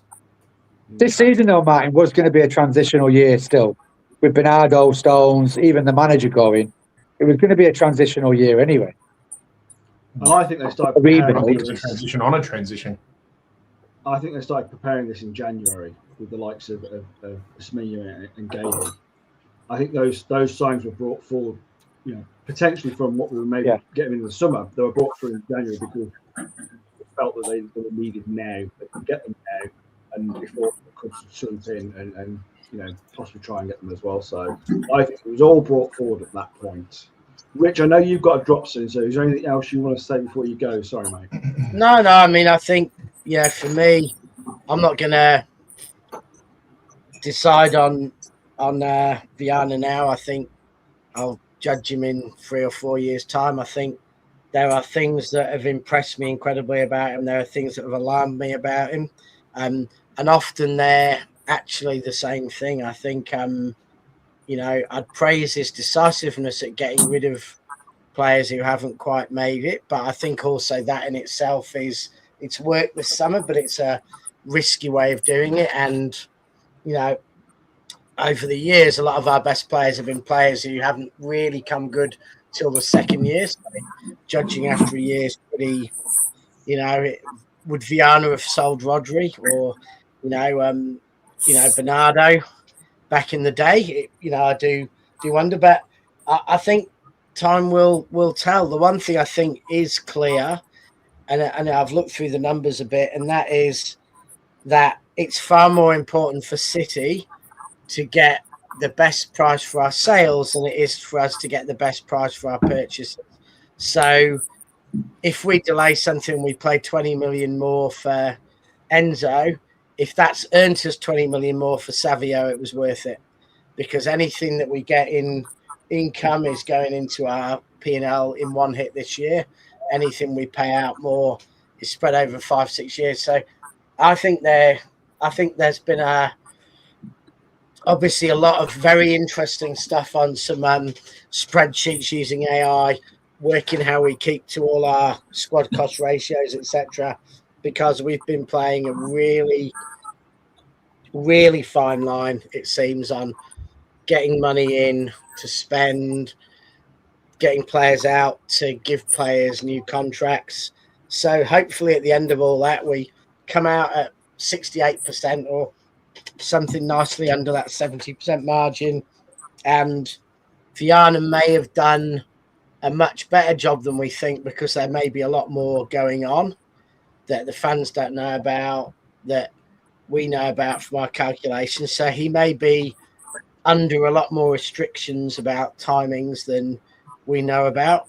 But if he pulls off 5 signings, in the last week of top players, firstly, I think that means we must have been a lot further along with every one of them than anyone has believed.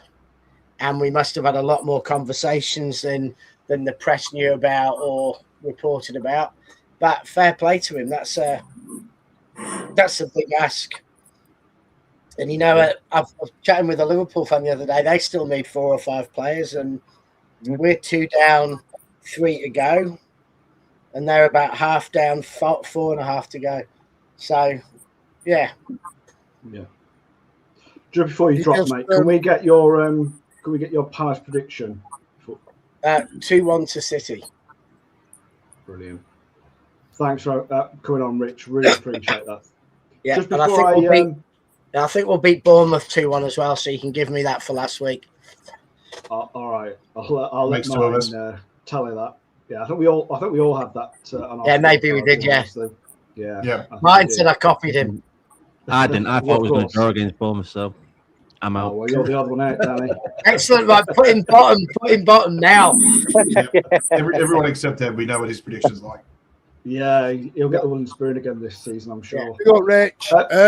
Just before you do that, Rich. before you do that, Martin, just before you do the super chat, there is nearly 400 odd on YouTube, another nearly 400 on X, Twitter, whatever you want to call it. Please hit the likes if you're liking what we're doing right now. It really does help.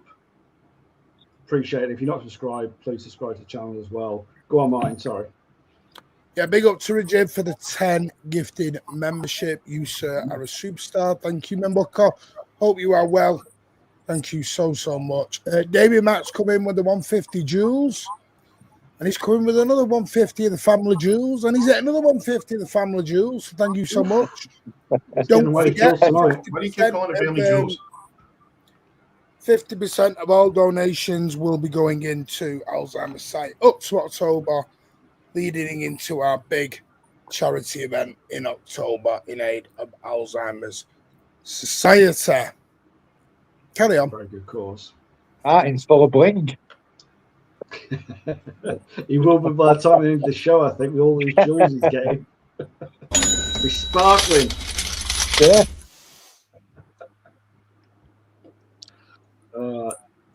Danny, go on. How are you feeling since Viana's taken over? Yeah, I mean, when we go back to them two transfer windows we're talking about, obviously the January and Pep's last one, the context is king for me. I mean, when we go back to it, you've got to look at the situation we was in. In that January, we was in the shit, and we just needed signings in.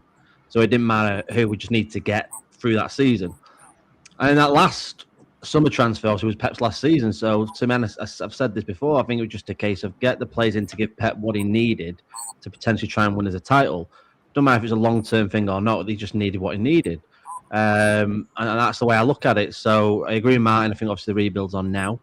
But I don't think he has done a bad job when you look at that. And when you go back to them signs when we made them, everyone was pretty much happy with them.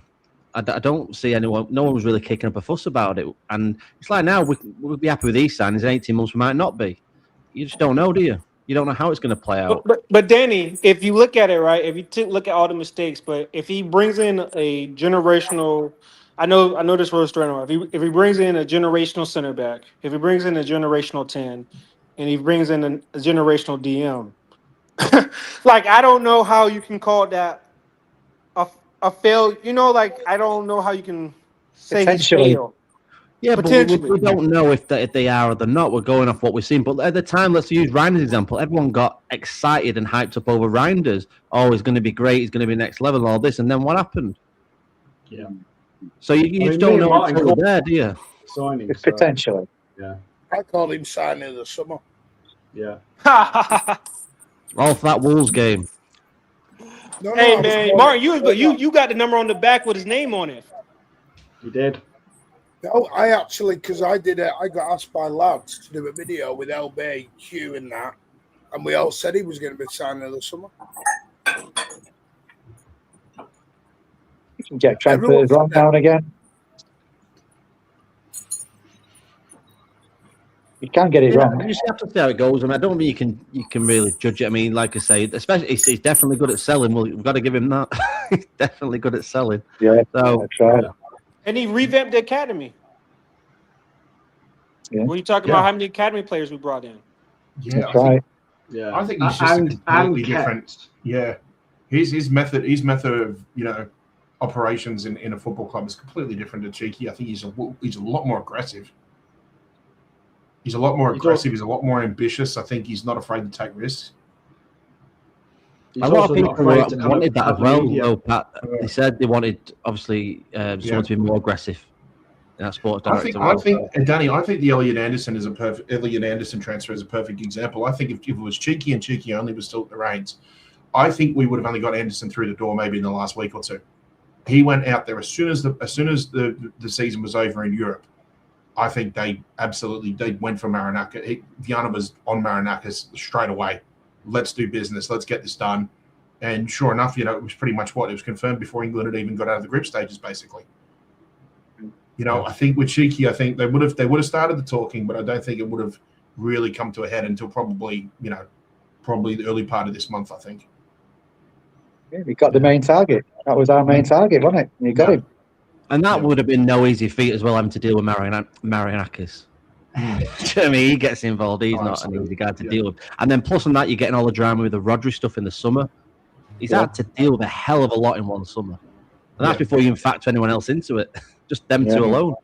True, yeah. Absolutely. Well, listen, time will tell. Time will tell. Yeah. Of course it will. True. You know, I have to agree. Like, I think time will tell, but at the same time, I think since he's come in, yes, he had kind of cheeky holding his hand maybe for the first 6 months, but really and truly, he's become his own man. He's become his own. You know, he's out there and he's doing a fantastic job, not only in the buying but the selling. And the mistakes he has made, if you want to call them mistakes, the biggest probably Ryan's, as we've just said. He's done something about it. He hasn't just like left it and said, "Oh, you know, let's give him another season," because I felt that was a mistake. For me, he just wasn't a City signing, let alone a Premier League player. And he's just immediately gone, you know what? No, I'm not keeping him for another year. That's not happening. He's not good enough, and he has to go. And not only is he gone, we've also made a profit on him. I mean, that is just astonishing. It's amazing. Depends how you look at it too, Ozzy, because you could say, people say, "Oh, signing someone so it was a mistake." You go, well, would you still consider it a mistake if you end up selling them in a short space of time again for more than what you paid for? Exactly. I think it's a mistake at the time, but you've sort of, I know next Thursday, I'll give you all a spoiler now. We are actually doing our prediction league. Our prediction, finally, we've got there. Season's out. Took you long enough. What was the delay? Well, I was trying to do it 2 weeks ago. Ozzy, then they all said, no, we'll wait till the end of the window. Ozzy then wants to do it today. Then we all said, we'll wait until the end of the window. Hey, we had a Champions League draw today. We know there's a lot of stuff We're going coming on. to that. We're coming to that. And bloody hell, by the way, a little spoiler for you. I actually think we've got one of the easier draws. Yeah, I don't know why people are stressing about I'm pretty good with it. I'm pretty good with that draw. I can't lie. Punet with the 10 gold coins. Thank you so much, my friend. And then Queen has come in with 150 jewels of a seagull. Thank you so much. I have no idea what jewels are. Sorry, I just don't. No, So but I just like family jewels in. Yeah. You give it a 1 out of 10. Why am I not surprised? He said that at the top of the show, Spicy. Bloody hell. Spicy, if you made love to a porn star, you'd give him 1 out of 10. I can't. Are you sure that's not a Nitin Patel burner account? It's bloody never happy. Yeah. All right. Is there anyone? I was going to say, is there anyone who thinks that he's done a bad job or has any other criticism? Because I think we've kind of said pretty much most of it. Governor, we're trying for. You're Mr. Negative. He's disappeared. Just typical. He'll reappear or disappear. He's going to tell us in a minute his signal's died. I can see his lips moving. Yeah. Sorry. Governor, I can't tell where your finger ends and your face starts. All right. Oh, shit, what have I done? What was the question? I said, you're Mr. Negativity. So, is there anything negative you want to say about Viana before we move on to the Champions League draw? No, I think he has come at a busy time. I think he's doing nothing wrong. What he's got in this pre-season is amazing. What he's done. I mean, when you see these players that we've got rid of, to me, it's not like a failure because of the money he's got for him. So he's done brilliant that side of it. So. Yeah, I think he's done all right. Until they get through until the end of the window, we get these players through. I think he's done good. It's a lot of players he's had to deal with. Yeah. Again, I'm going to make this very clear. Enzo's a City player. I will not cheer him. I will not boo him. I will just not do anything with him. That's my protest. Okay. Enough, mate. Sorry, I just seen a City extra, but I couldn't read it proper, so something just popped that's up. what you were dicking around with. You were trying to get the Bombers. Yeah, I was trying. It just come through. Of course he was. You know the only bombers you're going to get from Martin. Yeah, that's right. Yeah, the NKA, what is it? Exactly, Mr. ITK. Yeah. Anyway, listen, I'm going to have to drop because I've got work tomorrow. So thank you to everyone who's joined us from the beginning. Brilliant. Appreciated all the support, likes, and obviously the super chats and the jewels, again, whatever they are. But thank you so much. Martin is now going to take over hosting with Pat. And yeah, my prediction, because obviously I put it in our group chat, but I don't think anyone else has gone as high as I've gone, but I've gone for a 4-0 because I think they've lost one of their key defensive players, and I think that's going to hit them quite hard.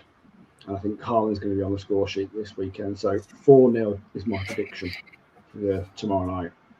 So yeah, brilliant. Thank you so much, and I will catch you all guys soon. Cheers, Oz. Take care, Oz. See you, mate. Cheers.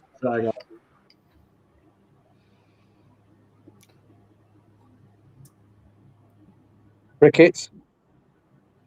I was waiting for Pat to host.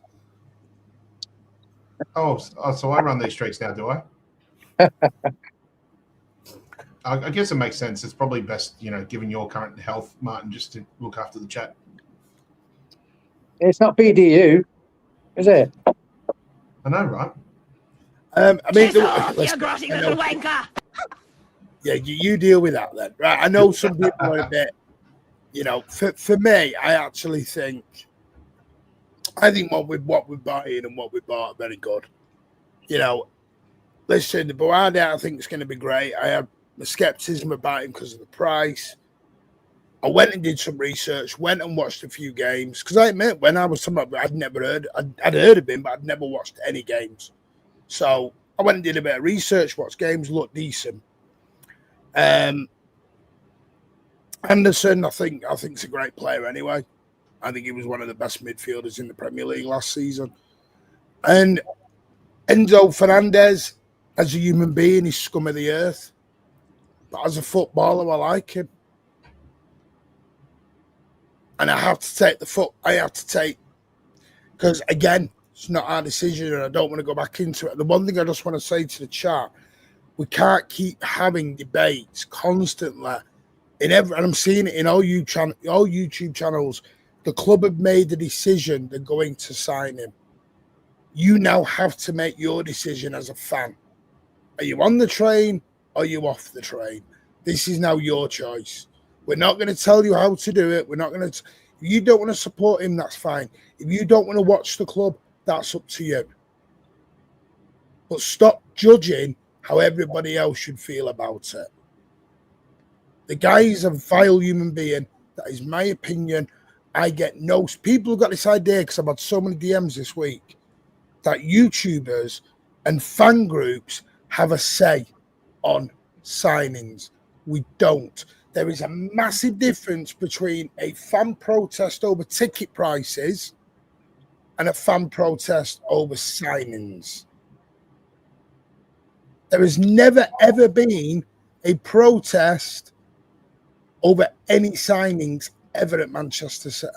Even when we had Swales and we had Lee and we had a go at the chairman, we didn't have a go at the signings because we don't get a say in the signings. When we bought Lee Bradbury, we didn't all stand outside the main stand at the main road going, Lee Bradbury's out. We just didn't. We don't get a say. Please stop putting YouTubers and fan groups on this pedestal that we have a direct line to Khaldoon al-Mubarak. We don't. There's nothing we can do. If you don't like Enzo, that's fine. I agree with you. But it doesn't mean I'm going to stop supporting Manchester City because of it. So that's your choice. So, with regards to Alan, didn't know anything about him at all. The only thing I've listened to is Tim Bickery when he did a great thing with Amos, Big Up City Ramble. And the Palmeiras fan who did that YouTube video. Because basically... Chappelle football. Yeah, it's very, very good. Not a He's not a typical Brazilian who's going to do 16 step overs and rabonas and flick it in the back of the net. He's not going to do all that. He's a workhorse. I think he'll get used as a right wing back in certain estimates. I think he's going to get used as the Nunes understudy, personally. Is what I think he could be used as. And what was your? And Ndiaye, I've always I think Ndiaye is a brilliant signing. I do think Ndiaye will get done. I think that's going to be a marvelous signing, and I do think they'll make another signing. I just don't know if they'll make a forward signing or whether they'll make a midfield signing.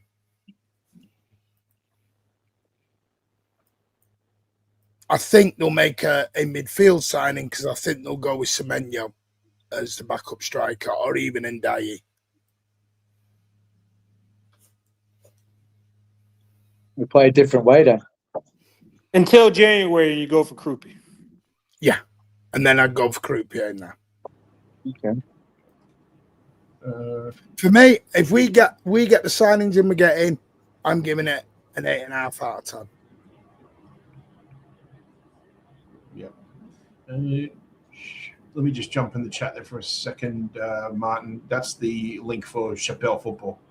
So yeah, make sure you give it a listen. It's about a 20-minute video, but he goes into real good detail about Alum, just the time he spent at Palmeiras and why we should actually be excited, and because he does seem to bring a lot of things that not only will be good under Maresca, but also I think very good. I think he'll be a very good player in English football. I mean, we'd never. What's your 10 out of 10 then, Martin? We'd never get a 10 out of 10 for a player, would we? I don't think you're ever going to get. Yeah, I don't think you're ever going to get a 10 out of 10 with some. No. With a window. So you send please don't send it because I won't wear it. Is that a 10 out of 10 for Viana, Governor, or for a player? Do you mean players? Oh, I was going to say. I might give it 7.5. The window, I'll give 10 out of 10 if he sells Phillips. But I said Manchester City Spicer. Please listen to what I say. You've had the attention now. You've got what you want. A medal for that. Because I like what you did, Spicer. Ozzy disappears, I become host again. You get very public in the comments. I like what you did there. I sent him a comment saying, "Oh, were you miserable?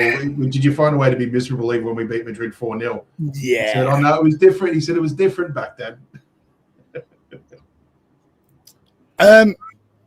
Right, Ndiaye is going to happen.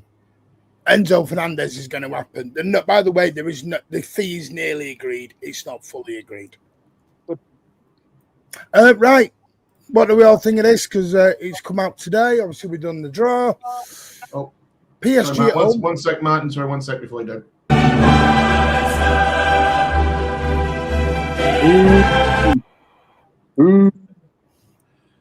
Yeah, PSG at home. Sporting Lisbon at home, Napoli at home, AEK Athens at home. I would have liked that one to be away because that would have been a mint away day. Oh, hell yeah.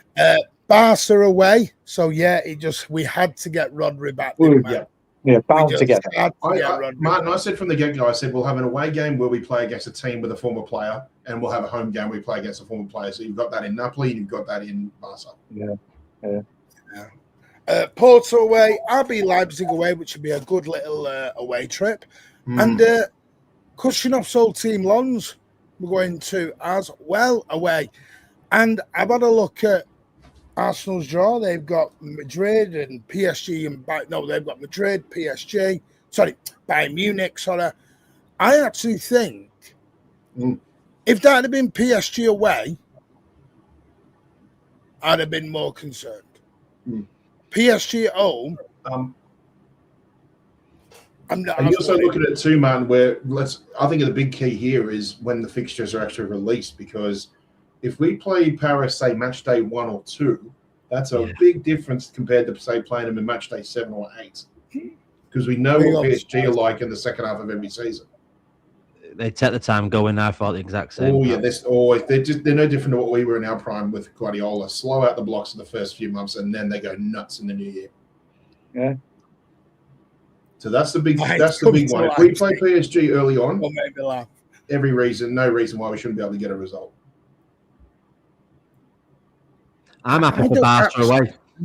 I want to go Barca away. I am going to be there for that. I cannot wait. Well, Danny, I'm over for match day 5 and 6, so I'm guaranteed an away day. I am praying that it's Barca. Yeah. Praying for Barca. Yeah. The dates won't come out for another day or two. I think it's tomorrow or there's another day. They'll definitely be confirmed by the end of the weekend. So. And you know what? I'm not even asked if we get knocked out because it means we don't play Real Madrid. So whatever. I am. Me and my son Briggsy, we are going to come and do an away day. I don't know which one. I've got to sit down and have a discussion with him which one we fancy. It depends because I don't want to do the December one. There's always a shitty one in December that I don't fancy. Well, thanks, man, because that's the one I'll be at. So I'll enjoy Serenity. No, for me, you want to be in Germany in December? Bloody yeah. Why not? Well, Leipzig's meant to have one of the best Christmas markets in Europe. Yeah, but take your big coat. Brilliant. Take your big coat. Yeah. Well, you forgot your big coat. Oh, you'll change your tone as soon as you realise it's Barcelona. No, it's been sent now. Royal Mail have sent it. Thank you very much, Royal Mail. Oh, okay, just in time for Christmas then. Yeah, no worries. Well, I went Leipzig when we played them in that February in the treble season, and I got bladdered, so I didn't feel the cold. So you'll be all right. Just have a few drinks. No, but I'm not really. That's right, Danny. I meant some spices on a roll. I mean, Barcelona played that high line. I think Haaland will be licking his chops at that. You know, and after PSG, you know, I'm not Napoli, Sporting, Porto. I'm looking to be in the top 4, to be honest, guys. I'm not going to play around here. I think top 4. Hey, Governor. See, bit of BDU right now. I see we're playing Sporting. Obviously, Sporting just signed Aaron Kunda. Kunda, yeah. So you get to see one of our Socceroos hopefully playing. Yeah. No, Martin. No. There we go. That was Eric Kunda. Who's in? He's a bit similar to Mikado. You'll find out when he scores against us. It's similar to Mikado, isn't it? Do you know what it is? He's got a bit of Mikado about him, yeah. Yeah. I don't know about you. Does anyone else think Maresca probably suits the Champions League more of because it's a knockout competition?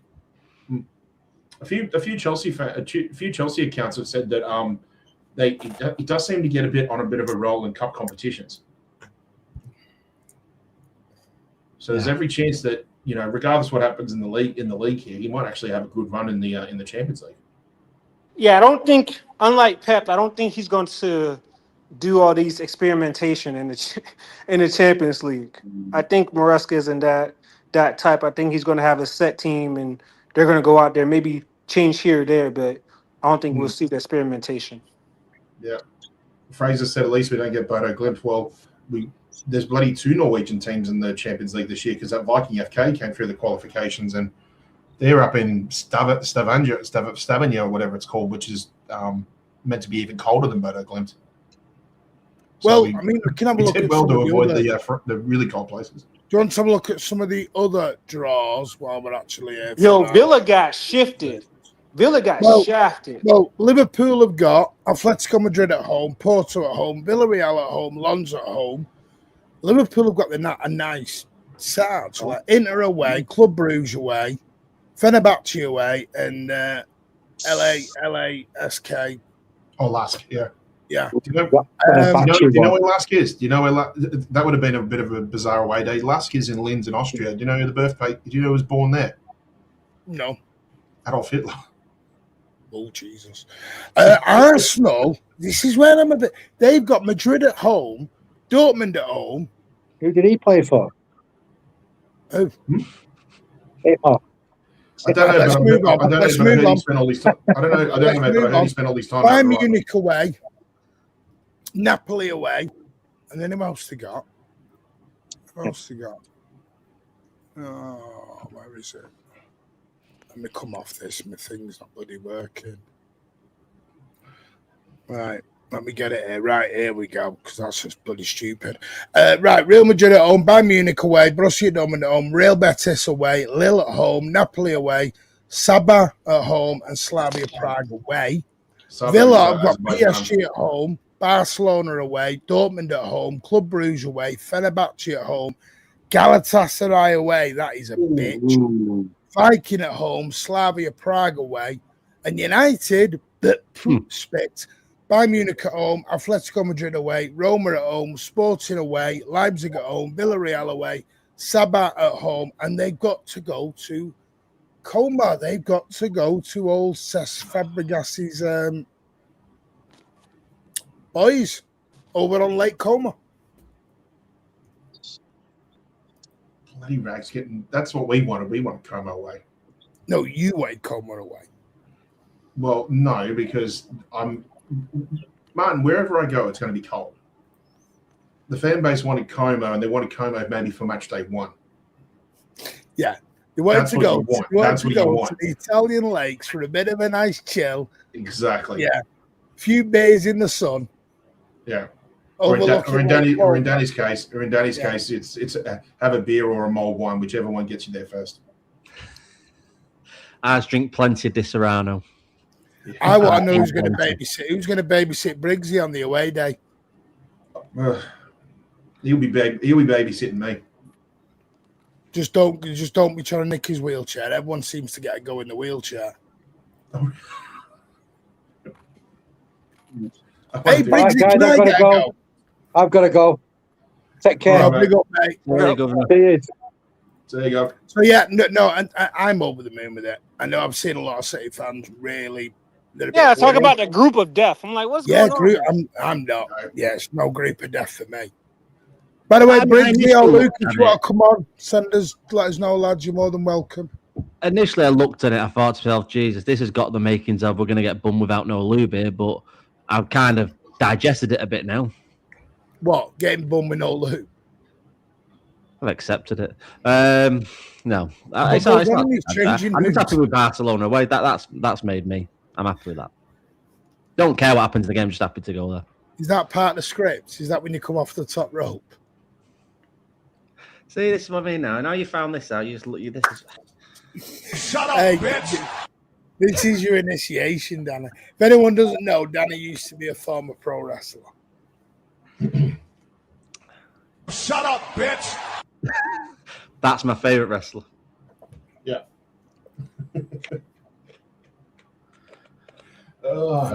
Yeah. Look, I got to say, that Champions League draw, I'm pretty happy with it. I think when we dissect the difficulty of it, I think you've got to look at obviously who else in pot 1 are we going to be drawn with, and I think again, say what I said before, to have PSG at home, rather have them at home than away. And Barca, yes, it's going to be tricky going to Camp Nou, but as good as Hansi Flick is, this isn't the same Barcelona that we would have had to probably play 15 years ago. So I still think, and I mean, obviously it would be big to see what happens when we come up against Rodri, what kind of team we have, what's he going to do to them? Because I can only assume it was written in the stars when we were getting. Oh yeah. I've been saying all week leading up to this draw. I said guarantee we'll get at least one team we play at home where it'll be a former player that's left within the last 2 years, and that's obviously Napoli with KDB again. And hopefully we get a full 90 minutes of KDB as well too. He doesn't get subbed off because of a red card. And then of course away, we didn't just get one, we got 2. Obviously we've got Kuzanov's former team, and now Rodri's obviously at Barcelona.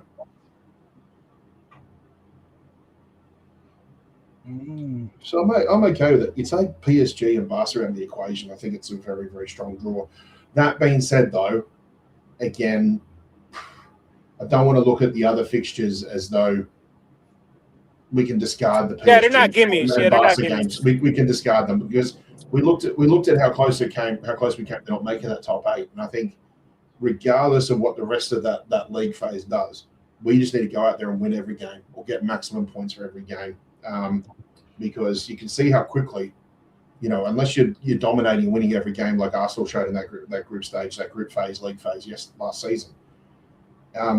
It doesn't take long before you have one bad performance. The next thing you know, you're struggling to keep in that top 8. Yeah. And I think we just need to go absolutely all out. I will bring that. Yeah. Right. Especially, like you hope that you can dominate those first 6, and then it kind of in a way, maybe makes the 7th and 8th match day in the new year a little bit more of a formality. Where are we at for Friday then? Let's talk Friday. Oh, Palace, yeah. Let's just say I am glad that we are facing this Palace team now at this time of year, especially at Selhurst Park. New manager. I think if Glasner was still there, I think I'd be a little bit more cautious about this game. I don't think it helps Palace as well, too, the fact that, they've got players who are on the verge of leaving or maybe want to leave. Refusing to play, Pat. Refusing to play. Shit, I didn't realize it was that, but thanks for the update, mate. Yeah, so you got players with that sort of mentality at the moment, so maybe now's a good time to play them. And as I said, to play them at Selhurst at this time of year is a bit of a bonus as well, because I'd rather do it now than, say, do it in say, March or April, basically. Yeah, so good time to play them. We actually don't play too badly at Selhurst, to be honest, regardless of, the results anyway. So, yeah, I'm confident going to this one. I think we can there was a lot of positives we took from last weekend, and I think players will be up. Players will be a bit more match fit, a bit more responsive, and that too. And and I think players like Foden, players like Cherki, who have actually played relatively well in smaller grounds like Selhurst as well. I think there's a good opportunity for them to absolutely thrive there. And I think I'm really looking forward actually to watching Elliot Anderson more than ever. I think his first game he showed signs of being very, very good, and I think you might actually go out there and actually put a really good performance in. So if there's my player to watch there for tomorrow night, it's probably going to be Elliot Anderson. I'm also not ruling out the possibility of Gay playing 6 again, because we don't know. We don't know if they'll throw Bouaddi into the mix straight away. Yeah, I think that's the most interesting thing. I think I don't know if you want to read out what Maresca said in his interview, Martin, or not, but he kind of was holding his cards close to his chest. Of course, he didn't say if he was going to put Gahey in the midfield again or not.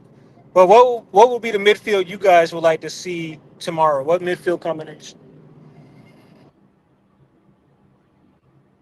Me, I'd go Bouaddi, Anderson.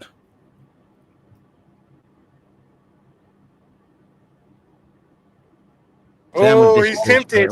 He's tempted right now. He's tempted. I don't want to find room to put Foden and Cherki in the starting lineup, because didn't they? Yeah, I'm going Foden and Cherki. Yeah, because they started at Selhurst last season, didn't they? Foden on the right, Cherki in the 10, Semenyo on the left. Yeah, I'm fine with that. And what's happening to Nunes? Because they're not too sure if Nunes is still carrying a bit of a knock, do they? Well, he brought that up actually in the press conference. He said he wasn't 100% sure on it. So I don't think Nunes will play. Nunes is still not fit. But yeah, I don't want to see Bouaddi tomorrow. I'd rather wait a week for him and give him the chance to settle in. Just a Selhurst Park on a Friday night. It doesn't fill me with confidence for a debut. That's all. And I get everyone's going to say he's playing the World Cup. He's done that. That's more of a reason why I don't want him to play there, because Selhurst Park is different. It's different, smaller pitch. It's a shithole of a place to go. Let's have it right.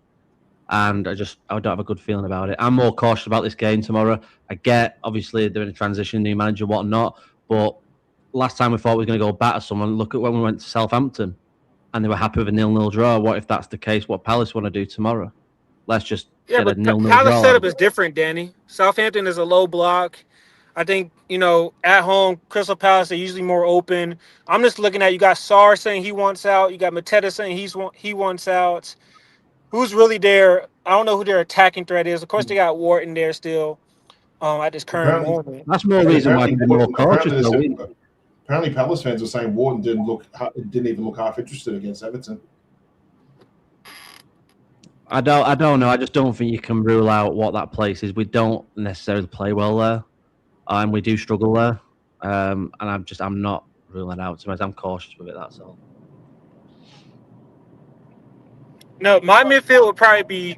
I think we'll see Gahey again. I think we'll see Gahey, Anderson, and I think we see Gahey, Anderson, and Cherki. And I think he's gonna. My back four would be O'Reilly, Gavardio, Diaz, Kuzanov. Can I just say it won't be Nunes? Maresca has confirmed that Nunes is still not fully fit. Hence So that means Rico will start again. This is why I think Bouaddi will start. No, I think he's going to put O'Reilly at left back and invert him into the midfield instead of Lewis, and then you still have the back three. So when's Bouaddi starting then? I'd save him for Coventry. I just think, listen, for the sake, we're not desperate. I get people obviously want the 3 points and whatnot. We're not as desperate as when go back to Cousinov when we brought Cousinov in and he had that sting and it took months for him to recover. A bad performance can do a hell of a lot to a player, especially that young as well. I get everyone he's mature and whatnot, but I just think we're not as desperate as it was when we needed Cousinov in that team to start straight away after a couple of days training. I mean, it could be potential to bring off the bench and whatnot. I just think for the sake of a week, save him, let him settle in. So when you're going to start Ndiaye and Fernandez and all these on? Well, if for a kickoff, Ndiaye is used to the Premier League. Mm-hmm. Are you talking about right now? Because obviously things change once we start playing every 3 days again. Carabao Cup's 2 weeks away. Champions League, I think, is basically a week before or after, I think. Well, the point I'm making with Bouaddi is he's 18, he's coming to a new country. It's all new. It's like with Cousinov. It's just like at the time when we debuted Cousinov against Chelsea, we were in the shit. We needed answers, so he was shoved straight in after a couple of days. We're not in that same scenario now. We can kind of get away with it a little bit. We got away with it against Bournemouth. So who's your midfield?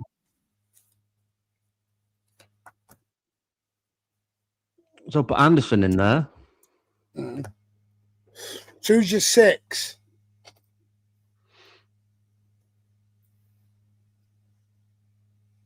Who's my options? Go on, give me my options. I don't even know who's. I'm not. You get at Matt Gay or Kovacic then. Yeah, I'm choosing Gay here. I'm not gonna lie. This is why I'm choosing Bouaddi. I think Gay did it. I think Gay did a good enough job to where you can trust him against Palace for me. For the sake of it, I'd go with Kovacic. I mean, we won't start him every game, but we're talking about one to get us to next week.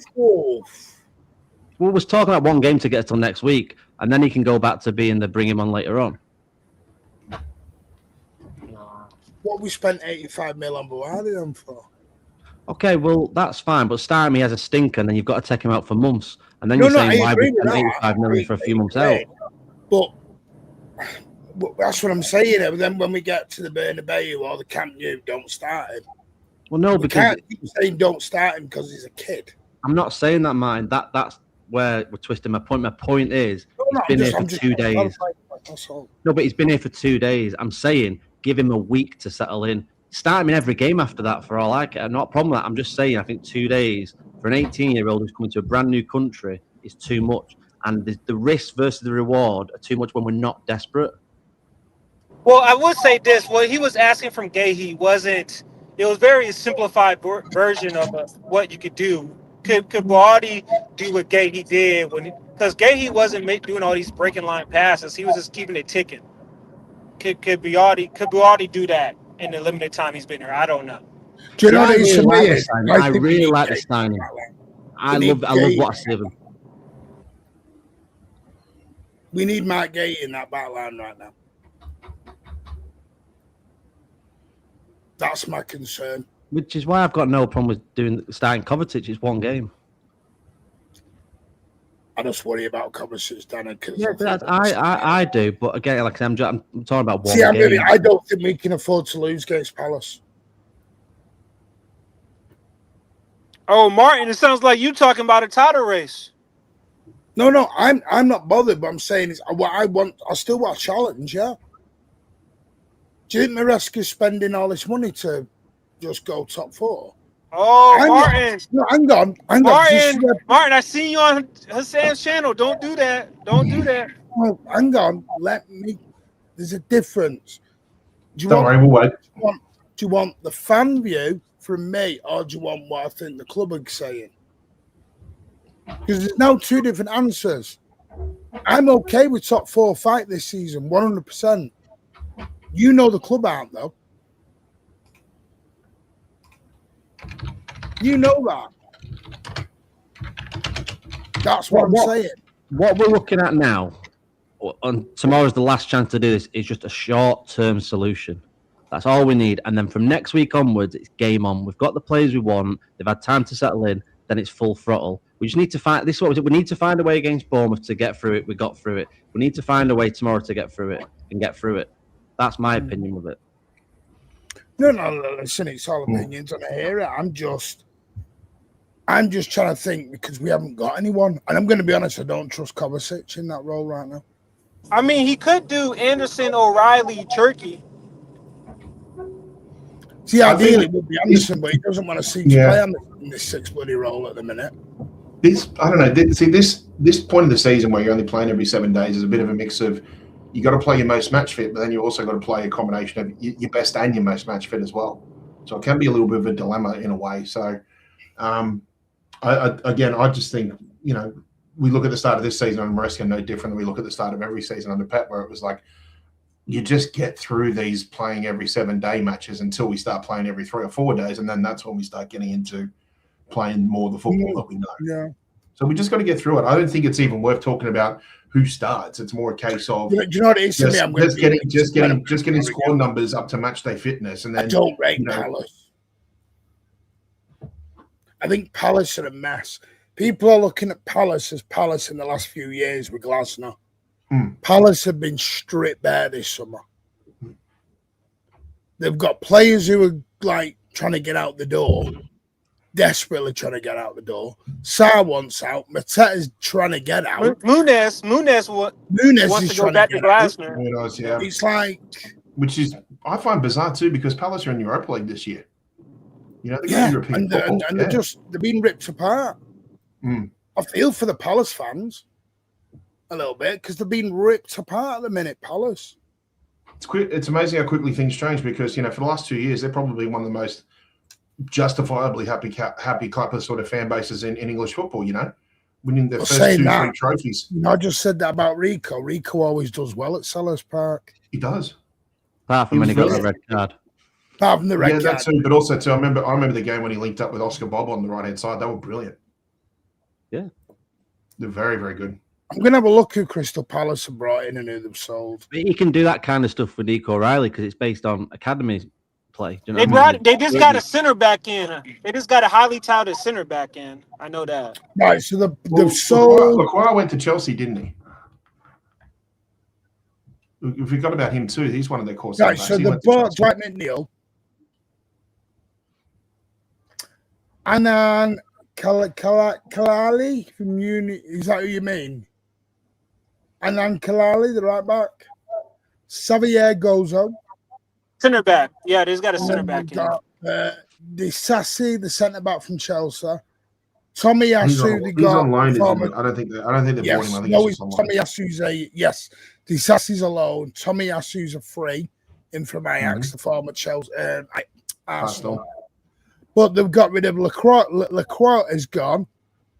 Nathaniel Klein's obviously gone. And there's a load of others trying to get out of the door. And Brennan Johnson's gone. And Muniz wants out. Teta wants out. And I don't understand. And I'm going to be honest with you. I think if it was up to Wharton, I think he'd want out as well. But does that not strike any concern that they're going to basically just try and make this the most awkwardest game possible? Knowing when teams like City and Arsenal go there, they know what's coming.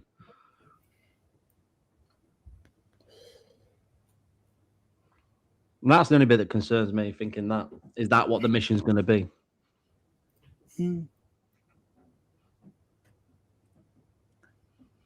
I don't know. Last game they played, they were open. Last game I saw them play. Well, that's what I mean. They're going to learn off that, though. They're going to learn off that. They've got that experience. This manager's got experience of that now. He's going to learn off that.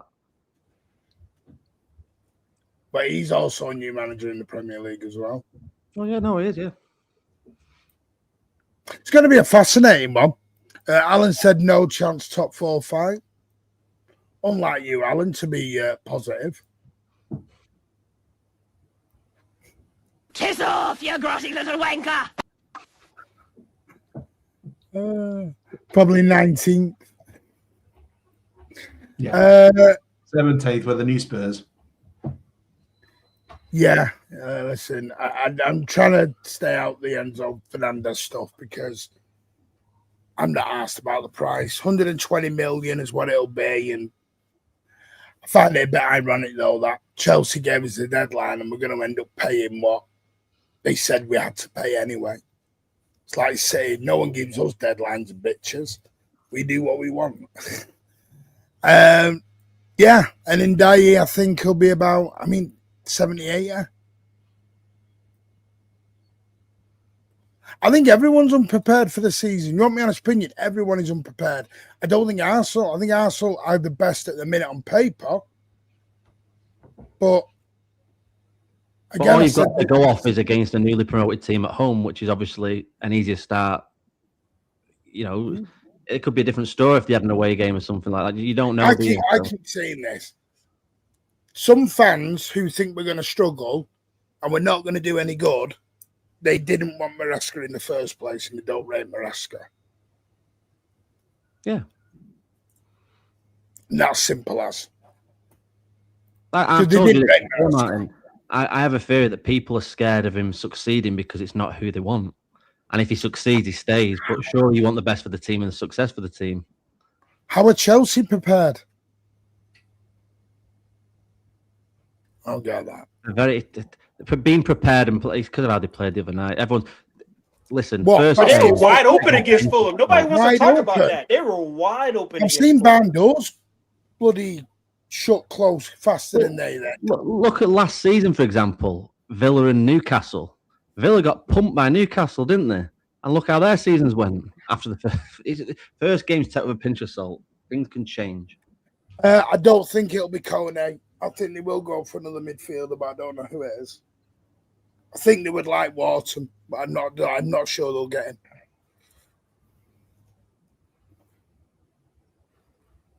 So we'll see. They've signed 7 players all immediate upgrade, yeah, because they had an under-10s team. If City had bought Danny Welbeck and Jordan Henderson, you would not have been happy. Let's not pretend you would have been. Bournemouth were prepared, so yeah, we beat them. An unprepared Manchester City beat a prepared Bournemouth. Kone, I don't know. Some fans wanted company of Alonso as pet replacement. Imagine when that's what it is, mate. Right. So I was going to show you this. Danny, I will add you in a bit, but I will just run it. So I do want to get your scores. I just want to add this in. Where is it? I think this is it. No, that's not it. Give me a minute. It was meant to have downloaded and it bloody hasn't. I don't know why. You never want things to go. What do you think of the new away kit, by the way, now it's been confirmed? Oh, the AI one, the white one. Yeah. Yeah, I like it. I just don't like the slash through the middle. But I like it. It's just a rehash, though, isn't it? Someone just rehashed an old kit. Here you go, Dan. There you go. The comparisons. There you go. There you go. That's all it is. Someone took a 13-14 kit, which, by the way, we all think is an absolute classic. But I'm happy with that. I'm a fan of that kit.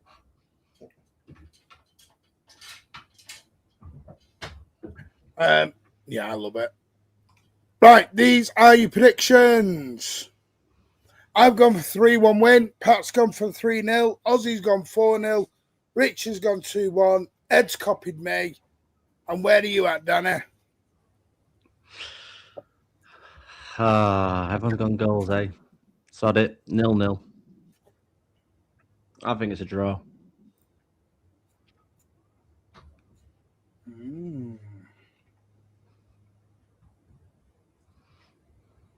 You're going for a draw. Well, I hope you're not right. I hope I'm not right. I hope I'm wrong. I hope I'm miserably wrong. I will be more than happy wrong on that one. Oh, by the way, I'm just going to show you these as well. I've been designing some overlays. I'm just going to remove this and I'll show you. Hang on. No, how can I do this? I'll do it that way. No. That way, right. Will it work? So there's that one I've added. There's that one. For the old B, black and yellow. Gone for the old third kit there from last year. Then the old sky blue. I've just been doing a bit of toying around. There's your new blues down under one. I was surprised you got a red one in there, really. Why have you got Australia in the background and then Mancunian way looks like it's representing Basel? It looks like a hybrid of Basel. We've got that one. Basel the B of the Sting. The Manchester B give everyone a bit of a sting. And then this will be the Oil Brothers background.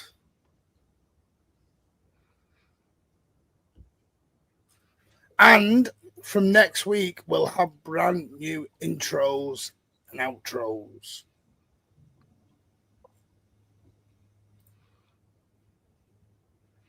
That's our coming as well. Is that because the season properly starts next week? Is that what we're saying? Reinvention that no one asked for. Danny makes so boring. Let me boring. That's just what I think. Sorry. And it's not red. It's actually, it was pink. And you got crimson. Yeah, sure, whatever. Cade's gone 5-0, Jason. DC's gone for a respectable 2-1. What else we got here? Governor's 3-0, Bouaddi on the bench. Ugh. See, that's the easy option to go for 2-1. That's the easy. That everyone always goes for 2-1. Be bold, stand out. Thank you so much, DC. It's very kind of you. Low Fat's gone 2-1 setter. No one's gone for a City loss. Nobody. Always worries me now when everyone thinks we're going to smash them. Well, like you say, that it's going to be confident because it's a good time to play them. It's a good time to play them. There's Mario with the 2-1. You know what it is with me? You know what it reminds me of a little bit? Do you remember when we went to St. James's Park last season and we all said we were going to smash the shit out of them and we got beat? This is why I use Southampton as the example. We thought we were going to go and smash them. No one was doing anything. You know, 2-1. And bloody 0-0. Okay.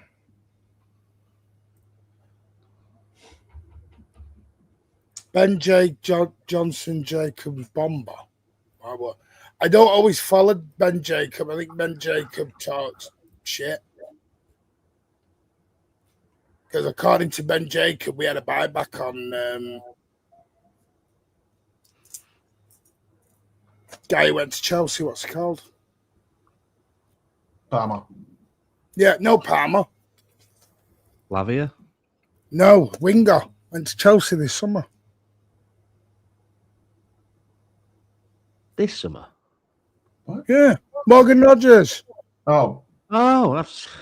You said we, like as if we came from us. That's why I was baffling, thinking, what?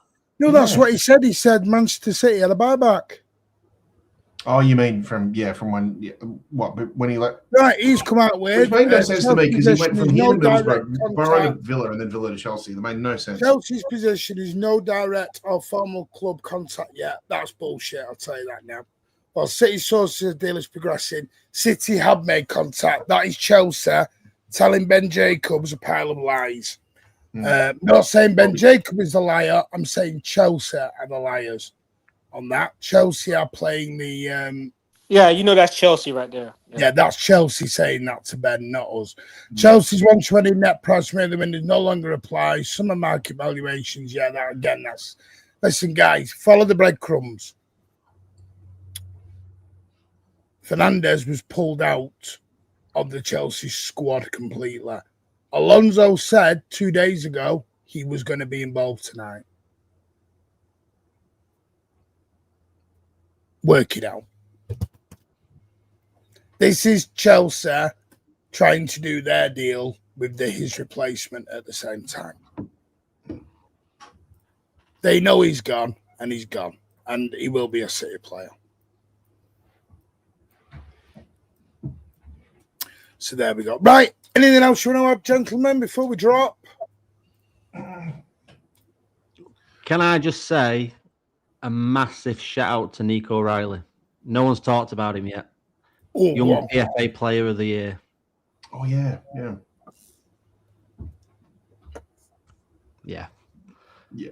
Particularly proud on that young PFA guy. How long's the list now of us getting young PFA players? Because Sane got it, Phil's had it. Phil's I'm sure he's won it twice. He won it twice, didn't he? Twice young PFA. Yeah, Cole Palmer, Rogers. So it's quite one for you. So I was I think it's amazing for him. I think he deserves it. How are we with the Rat winning the actual PFA? With it, Bruno Fernandes. Bruno Fernandes. Yeah, he's won it. Listen, it's what it is. No. But do you think he earned it? Because as much as I don't like saying it, I feel like he did. Because if he didn't do what he did under Carrick, they probably would have been in the relegation spots. Unfortunately, yes, I do think he did. Yeah. I know you feel dirty admitting it, but it's like, yeah. Yes, I do. I feel very dirty admitting it, but I think he did deserve it. Yeah. But listen, balls to him. It's Nico Riley. That's who we want to be on. That's the one we're happy about. Exactly. So, I'm particularly happy for it. I used we're not worried about now. We're worried about the future. Yeah. Well, I mean, I loved him in the academy. And a big thing. If he's a definition of being my boy. I love him. I absolutely do. And I made up for him. When people are saying don't play him, don't put him in the team, I want him in the team. So I made up for him. Really am. Well, it looks like Chelsea is going. Chelsea's going after Kamara from Monaco, looks like. Oh, okay. Probably realised they couldn't get Camavinga out. Probably can't get Alex Scott out, so.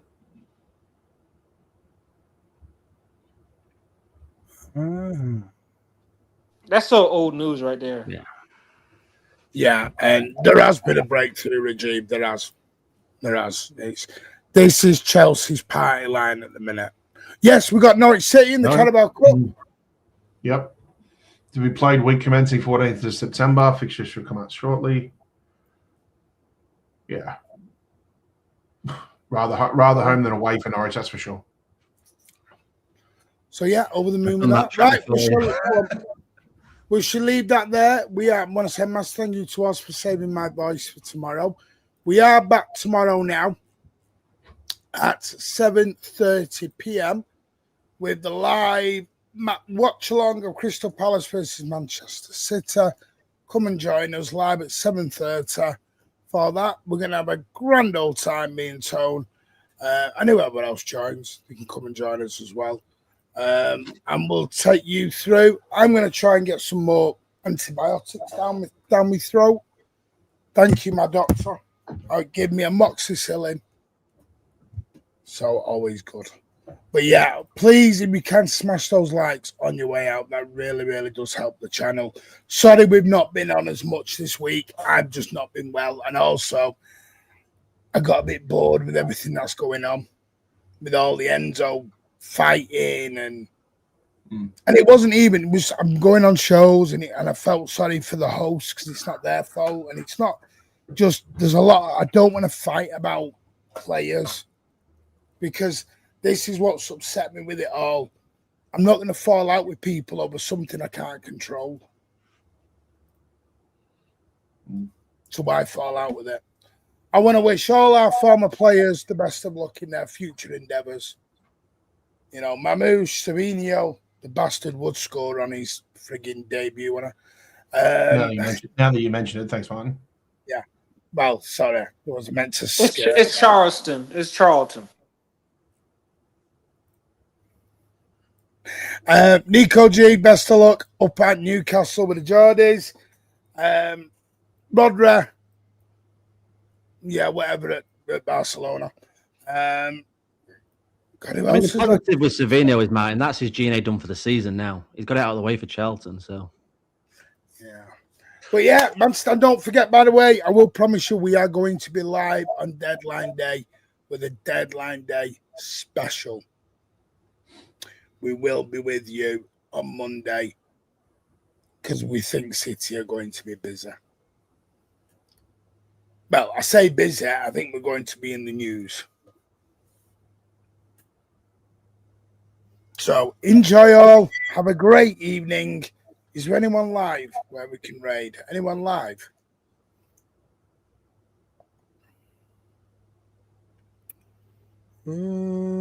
Big Six. Right, I'm going to take you all over to the Big Six. You can go and give Big Steve a lot of help. Not that Big Steve needs a lot of help. I was going to send you to Sam if he was doing a... hang on. Big Six got their redirects on. All right, what? Hang on.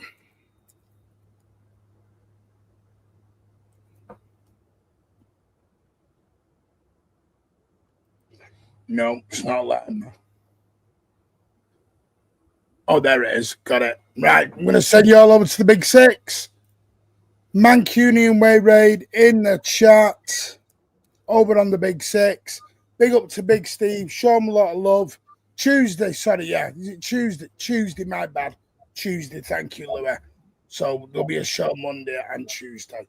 So take care all. And as always, up the Blues to the legends who've been on. I'm off to bed. Take care all. Bye, everyone. See ya.